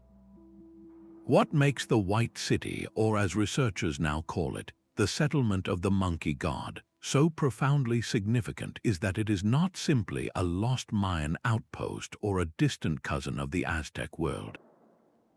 The design patterns here are entirely its own, representing a unique and previously unknown cultural expression. Unlike the grand, symmetrical stone cities of the Maya, with their precise astronomical alignments and towering pyramids, the layout of this metropolis is more organic, almost fluid. It seems to flow with the natural contours of the jungle valley, rather than imposing a rigid geometric order upon it. The buildings and plazas are integrated into the landscape, suggesting a society that saw itself as a part of the jungle, not as a force dominating it. The artistic style of the artifacts is equally distinct. The sculptures have a raw, powerful energy, a unique aesthetic that doesn't match the artistic canons of any known civilization in the region. This was not a provincial copy of a greater culture. It was a vibrant, independent civilization with its own artists, its own architects, and its own gods. The people who built this city remain a complete enigma. We do not know what they called themselves, what language they spoke, or the nature of their society. We only know that they flourished here, creating a complex urban center, and then, for reasons lost to us, they made the conscious decision to abandon it, leaving their sculptures carefully placed as if for a future they knew would come, long before the first European ever set foot on the American continent. The ultimate implication of this discovery is a radical reassessment of the pre-Columbian tropics. For a long time, scholars believed that the dense rainforests of Central and South America were barriers to the development of large, complex societies. The conventional narrative held that civilization required open, easily farmed land, like the valleys of Mexico or the coasts of Peru. The White City shatters that assumption completely. It proves that major, sophisticated civilizations could not only arise in the heart of a tropical rainforest, but could thrive there, developing unique forms of urbanism and art in complete isolation from the cultural currents we thought we understood. This city was not on a trade route to the Maya. It was a world unto itself, a pocket of human achievement that blossomed and faded without any reference to the historical timelines we have so carefully constructed. Its discovery is a powerful testament to the vast unknowns that still lie hidden in the world's last wild places. It reminds us that our maps are not yet complete, that the age of exploration is far from over, and that the most profound discoveries often begin not with a hypothesis, but with a legend whispered on the wind, waiting for the right moment to reveal its truth. Rising from the central plains of Sri Lanka like a stone titan, the rock fortress of Sigiriya is a sight that defies belief and challenges the imagination. Picture a colossal rock column 200 meters high, its sheer vertical walls soaring from the flat landscape, crowned by the ruins of a royal palace that seems to touch the clouds. This is not just a fortress, it is a breathtaking fusion of paranoid defense and sublime artistry, a place where the ruthless pragmatism of a king on the run collided with a visionary's dream of beauty. Built in the 5th century of the Common Era by the usurper King Kashyapa, Sigiriya was designed to be an impregnable stronghold, a refuge for a ruler who seized the throne by allegedly entombing his own father alive and who lived in constant fear of retribution from his rightful heir. Yet what he created was far more than a mere hideout. It was a masterpiece of integrated design, where every element from the symmetrically perfect water gardens at its base to the famously hypnotic frescoes painted midway up the cliff face served a dual purpose, blending military might with an almost otherworldly aesthetic grace in a way that remains unique in the entire architectural history of South Asia. The approach to this aerial palace is a carefully choreographed experience designed to impress and intimidate. Before you even begin the arduous climb, you pass through the Western Precinct, a sprawling complex of water gardens that display a level of hydraulic engineering that would be remarkable in any era. These are not simple ponds or canals. They are a symphony of controlled water, featuring symmetrically laid pools that are mirror images of each other, interconnected by underground conduits fed by pressurized pipes. Sophisticated cisterns and sluice gates allowed the gardeners to fill, drain, and even create shimmering reflective surfaces in these pools at will. Fountains powered by gravity and still functioning today once sprayed water into the air. This was a landscape of liquid beauty, but it was also a line of defense. The moats and pools would have slowed any advancing army, while the precise geometric layout of the entire garden complex created a grand processional pathway that psychologically prepared visitors for the ascent to the king's divine-like presence. It was a statement of power communicated through serenity and order, a demonstration that the ruler of this rock commanded not only soldiers but the very elements themselves. The ascent to the summit is where the fortress's defensive genius becomes terrifyingly apparent. The path upwards clings to the sheer rock face, protected by a massive brick and plaster wall that once ran the length of the cliff, forming a shimmering gallery known as the Mirror Wall. So highly polished was this surface that the king could supposedly see his reflection as he walked alongside it. But the true wonders are the world-famous Sigiriya frescoes. Located in a sheltered pocket of the cliff, these vibrant paintings depict celestial maidens, their bodies glowing with life, carrying flowers and appearing to float against the rock. Their purpose is still debated. Were they depictions of heavenly nymphs, portraits of King Kashyapa's concubines, or part of a complex religious ritual? What is clear is their artistic mastery, a flash of brilliant color and sensuous form that contrasts sharply with the stern, military nature of the rest of the complex. Beyond the frescoes, the climb becomes even more dramatic, leading to the most iconic feature, the lion's staircase. Today, all that remains are two enormous lions' paws carved from the living rock, but in its prime, a massive brick lion's head reared above, and the final ascent to the palace passed directly through the lion's gaping mouth. This was the ultimate psychological weapon, a final, overwhelming symbol of the king's power and ferocity, designed to crush the spirit of any visitor before they reach the summit. And then you arrive at the top. The plateau, covering nearly 3 acres, is an engineering marvel. Despite the violent winds and baking sun at this height, the builders created a fully functional royal citadel.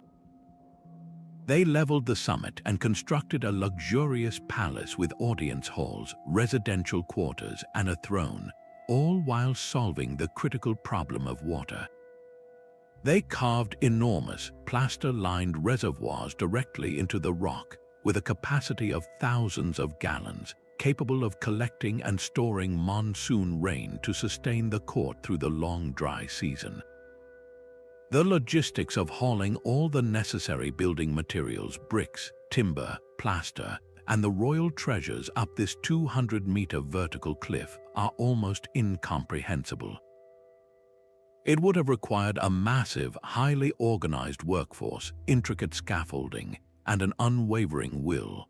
The entire complex is a testament to a society that had achieved a peak of organizational skill and technical knowledge, creating a self-sufficient, defensible city in the sky. This is precisely what makes Sigiriya such a profound historical mystery. While we know the story of King Kashyapa from ancient chronicles like the Mahavamsa, and we know he built this fortress palace in a frantic 17-year period, the inspiration for its revolutionary design remains utterly obscure. The fortress does not logically evolve from the architectural traditions of earlier Sinhalese kingdoms. There are no clear prototypes, no simpler versions that show a gradual development toward this incredible synthesis of garden design, hydraulics, military architecture, and monumental art. It appears in the historical record as a fully formed, isolated marvel, a brilliant and unrepeatable flash of genius. King Kashyapa, driven by fear and ambition, seems to have demanded the impossible, and his engineers and artists delivered, creating a one-of-a-kind monument that stands outside of any clear architectural lineage. It represents a moment where a unique set of pressures, a paranoid king, a pool of incredible talent, and a seemingly impossible location converge to produce something the world had never seen before and would never see again. After Kashyapa's death in battle, the palace was abandoned, and Sigiriya reverted to being a Buddhist monastery, its secular splendor a fleeting dream. The soaring rock now stands as a silent witness to a king's ambition and the anonymous genius of the builders who made it real, their methods and their inspiration as enigmatic as the faded smiles of the celestial maidens still painted on its cliff. Standing before the seamless stone walls of Saxehuaman or contemplating the basalt logs of Nan Madol, it is almost a natural human reflex to ask not just who built them, but how on earth they managed it. This question of construction methodology is the great, practical bridge between our modern world and these ancient enigmas. Mainstream archaeology provides a framework built on immense human effort, patience, and clever, incremental innovation. The prevailing theory is one of sheer numbers and generational knowledge. For sites like the Great Pyramid of Giza, the narrative involves tens of thousands of workers using copper chisels, dolerite ball hammers, and wooden levers. The transportation of massive stones is often explained with log rollers, sledges greased with water or fat, and enormous earthen ramps that spiraled up the sides of rising structures, later dismantled and leaving no trace. Experiments have shown that with enough dedicated labor and time, these methods are indeed feasible. You can carve granite with a copper saw if you use a constant stream of an abrasive slurry like quartz sand. You can move a multi-ton statue by rocking it on a sledge with coordinated teams pulling on ropes. The underlying message of this mainstream view is profound in its own right. Our ancestors were not primitive, but were brilliant engineers who understood physics intuitively and could solve monumental problems with simple tools and breathtaking organizational skill. Yet, for all the elegance of these explanations, there persists a nagging gap between theoretical feasibility and the staggering reality on the ground. Take the polygonal masonry of Saxehuaman. While a team with stone hammers can eventually shape a block, achieving the complex, multi-angled joins that fit together with micrometer precision without any mortar, is a different level of craftsmanship altogether. It is one thing to pound a rock into a rough square. It is another to create a perfect, irregular polygon that interlocks seamlessly with its uniquely shaped neighbors on all sides. The logistical challenges of transport are even more mind-boggling. Consider the Moai of Easter Island, the famous walking theory where teams rock the statues from side to side, has been demonstrated successfully. But this process is incredibly dangerous and requires a deep, communal understanding of rhythm and coordination to prevent a 70-ton monolith from crashing to the ground. Now scale that challenge up to the 100-ton stones at Saxehuaman, which had to be hauled up and down steep Andean mountains, or the 50-ton basalt prisms of Madol, which were transported across miles of open ocean from a quarry on the other side of Pohnpei. The organizational overhead feeding, housing, and coordinating thousands of workers for decades is immense, and in some cases, like Poverty Point, the society involved doesn't seem to have had the centralized agricultural surplus we typically associate with such labor projects. It is this persistent gap between the conventional tools and the monumental results that fuels alternative theories about lost or forgotten technologies. One of the most enduring ideas is that ancient builders possessed a method for temporarily softening stone. Proponents of this theory point to certain stones at sites like Saxehuaman or in Egypt that appear to have a melted or vitrified surface, as if the rock was made pliable before being molded into place. They suggest that a plant-based chemical compound, perhaps derived from local herbs, could have been used to alter the crystalline structure of the stone, making it as soft as clay for a short period. Once in position, the stone would then harden back to its original rock-solid state. This would elegantly explain the impossible fits and the seemingly fluid shapes of some ancient masonry. Another captivating theory involves the use of sound or acoustic levitation. Various legends, including those surrounding Madol, speak of stones being moved through the air by the power of chants, drums, or specific frequencies. While it sounds like pure fantasy, the principles of acoustic levitation are real. Modern scientists can suspend small objects in mid-air using precisely focused sound waves. Could an ancient civilization have discovered how to scale this phenomenon up, using massive resonating plates or chambers to generate standing waves powerful enough to counteract the weight of a multi-ton block? It seems far-fetched, but it speaks to the depth of the mystery that such ideas are even entertained. Perhaps the most radical explanation ties back to the Precursor civilization hypothesis.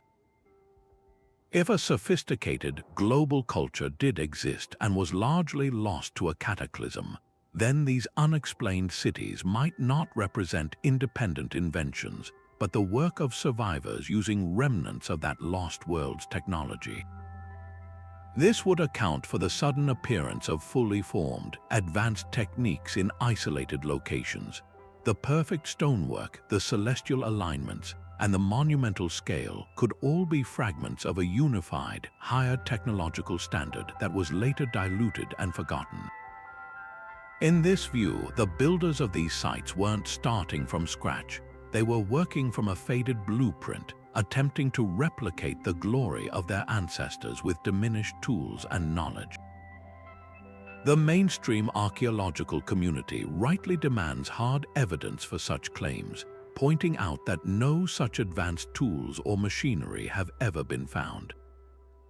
Yet the counter-argument is that technology based on organic materials, sound, or even more esoteric principles would leave little to no trace after thousands of years. The tools themselves would have biodegraded, leaving only the indestructible stonework as a silent, mocking testament to their existence. So where does this leave us? It leaves us with a spectrum of possibilities, from the awe-inspiring potential of human ingenuity with simple tools to the tantalizing, if unproven, potential of lost sciences. The most balanced perspective is likely a combination of both. We have almost certainly underestimated the sheer ingenuity, patience, and collective intelligence of ancient societies. Their understanding of leverage, acoustics, and geology may have been far more advanced than we give them credit for, developed over millennia and passed down through oral traditions that were later severed. At the same time, the persistent anomalies, the vitrified stone, the impossible precision, the legends of magical construction, suggest that there might be pieces of the puzzle that are genuinely missing. They hint at techniques or bodies of knowledge that were discovered, utilized for a period, and then lost, perhaps because they were too complex, too dependent on a specific social structure, or too closely guarded by a priesthood that died without passing on its secrets.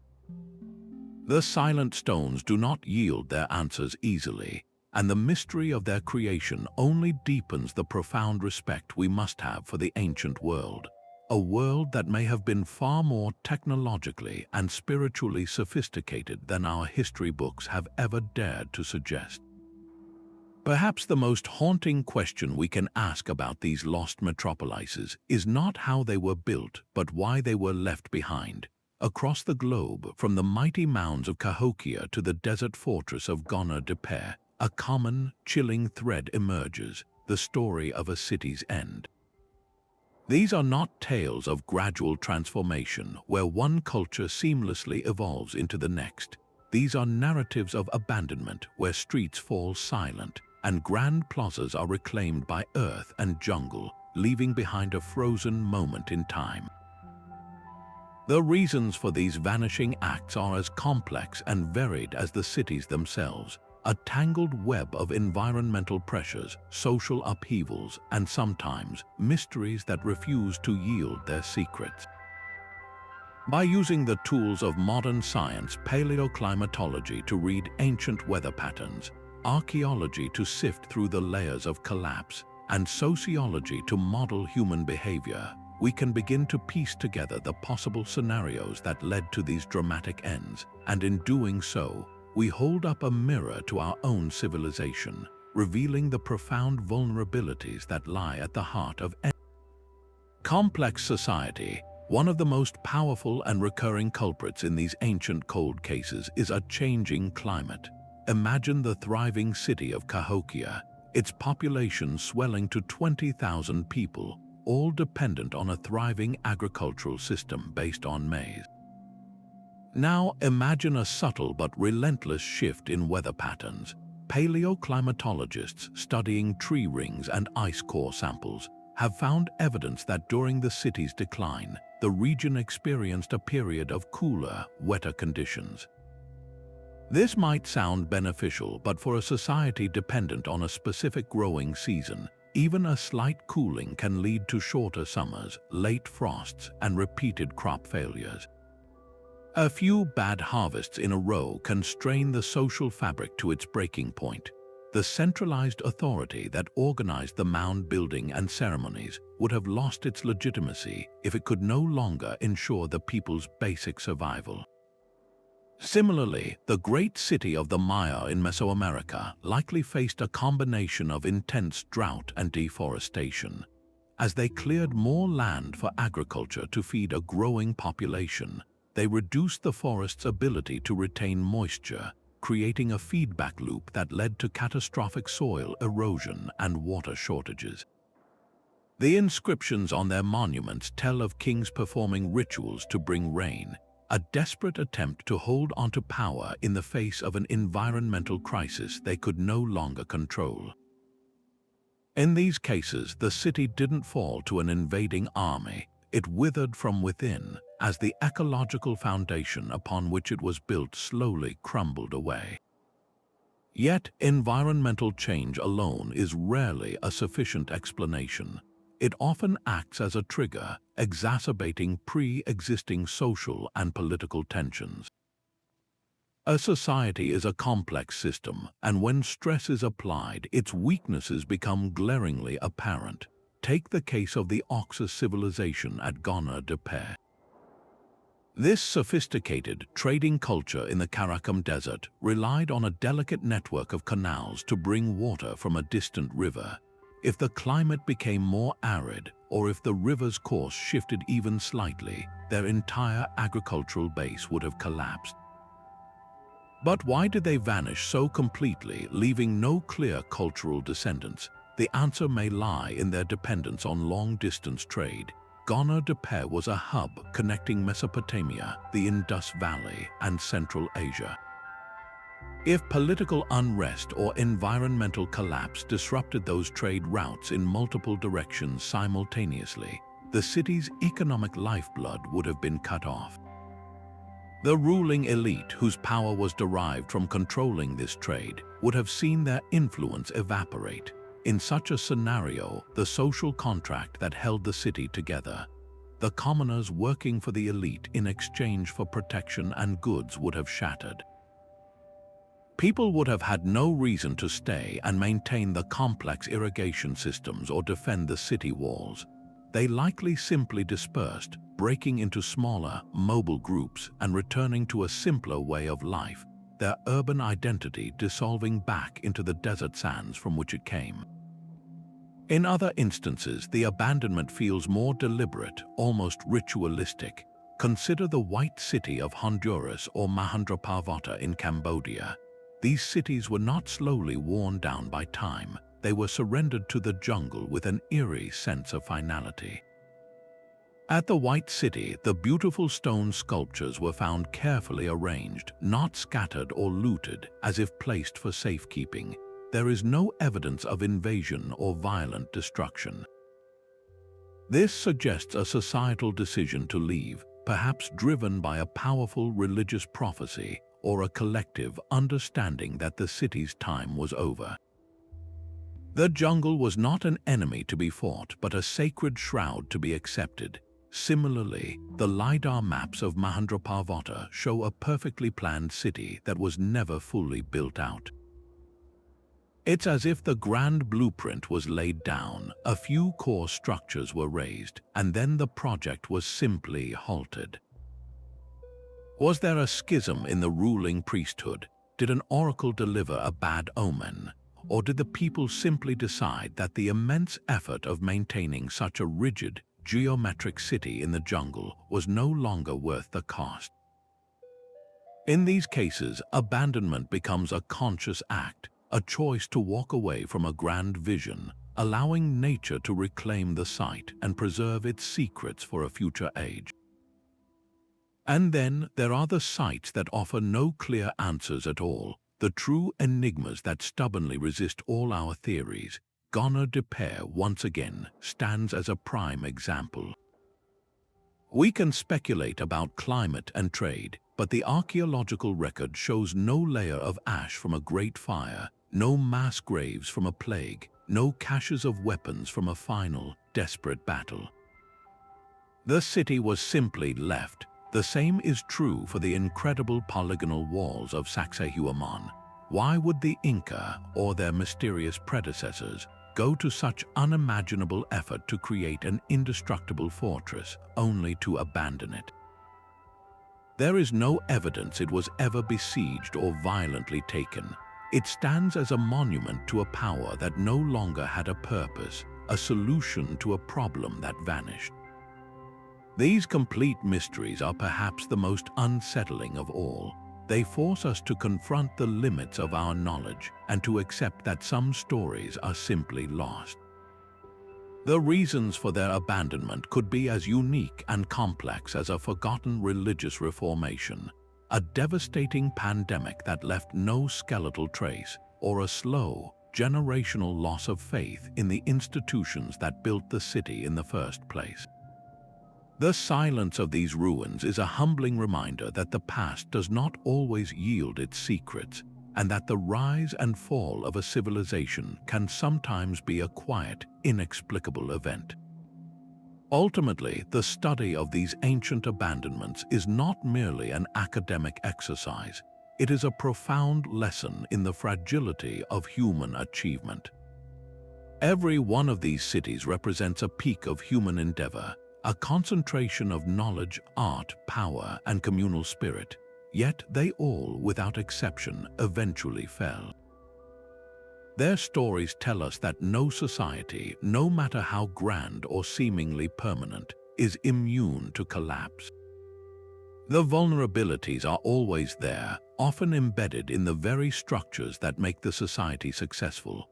A over-reliance on a single crop, a rigid social hierarchy that cannot adapt to change, an economic system dependent on fragile external networks, or a spiritual worldview that cannot accommodate a shifting reality. When we walk through the silent plazas of Cahokia or stare at the sand-buried walls of Gonur Depe, we are not just looking at the past, we are looking at a potential future, a cautionary tale written in stone and earth. These vanished cities prompt us to look at our own global, interconnected civilization and ask ourselves which of our own strengths might contain the seeds of our weakness, and what, in the end, we might be forced to leave behind. Our journey through these mysterious cities has been more than just a tour of ancient ruins. It has been a profound exploration into the very nature of human history itself. We have stood on the ocean floor, gazing up at the impossible right angles of Yonaguni. We have walked the silent, circular streets of a metropolis submerged in the Gulf of Khambhat.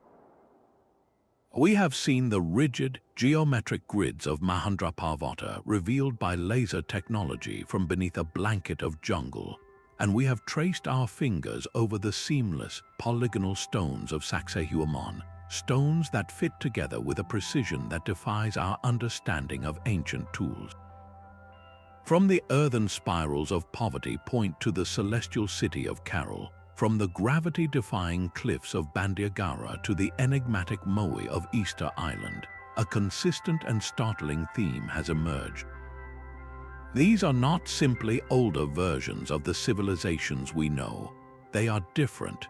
Their architectural languages, their urban blueprints, their very way of organizing society and aligning themselves with the cosmos speak of worldviews and technological capabilities that do not fit neatly onto our established historical timeline. They are anomalies, and it is in these anomalies that the most exciting truths are often hidden. What these disparate sites collectively tell us is that the story of human civilization is not a simple, linear progression from primitive to advanced. It is not a straight line, but rather a complex tapestry woven with threads that have been lost, broken, and forgotten. For every great empire like Rome or Egypt that we can chronicle in detail, there may be a dozen other sophisticated cultures that rose, flourished, and vanished, leaving behind only their most durable monuments as cryptic clues. The knowledge they possessed, whether it was an advanced understanding of acoustics, a masterful technique for shaping and moving colossal stones, or a celestial science that mapped the stars onto their city streets, represents a wealth of human ingenuity that has slipped through the cracks of time. These cities are the lost chapters of our shared story, reminding us that history, as it is taught, is not a settled account written in stone, but a living, breathing investigation that is constantly being revised and rewritten with each new discovery. And the tools for those discoveries are evolving at a breathtaking pace. The next great revelation is not necessarily waiting for a lone adventurer with a shovel. It is just as likely to be found by a scientist analyzing data from a satellite orbiting high above the Earth, or by an archaeologist piloting a drone equipped with LiDAR over a dense, impenetrable rainforest. Technology is now our greatest partner in peeling back the layers of time, allowing us to see the invisible outlines of lost cities and to understand the scale of ancient achievements in ways that were impossible just a generation ago. The Earth, it turns out, still holds countless secrets, and we are only just beginning to develop the eyes to see them. The map of our past is being redrawn in real time, and each new finding adds another piece to the magnificent, sprawling puzzle of human existence. This is why the work of explorers, archaeologists, and even curious enthusiasts is so vital. It is a collective effort to recover our own memory, to fill in the blank spaces on the map of time. The pursuit of these mysteries is more than an academic exercise. It is a fundamental human impulse to understand where we come from and, in doing so, to learn more about who we are. The silent stones and overgrown mounds of these lost cities are a permanent invitation to wonder, to question, and to explore. They challenge our assumptions and ignite our imagination, pushing the boundaries of what we believe is possible. The past is not a dead and buried artifact. It is a dynamic force, a presence that is always with us, whispering its secrets to those who are willing to listen. It is, quite literally, waiting just beneath our feet to be unearthed. Thank you for joining us on this incredible journey. We would love to hear which of these mysterious cities captivated you the most. Share your thoughts in the comments below. And if you enjoyed this exploration into the unknown, please subscribe for more adventures that challenge everything we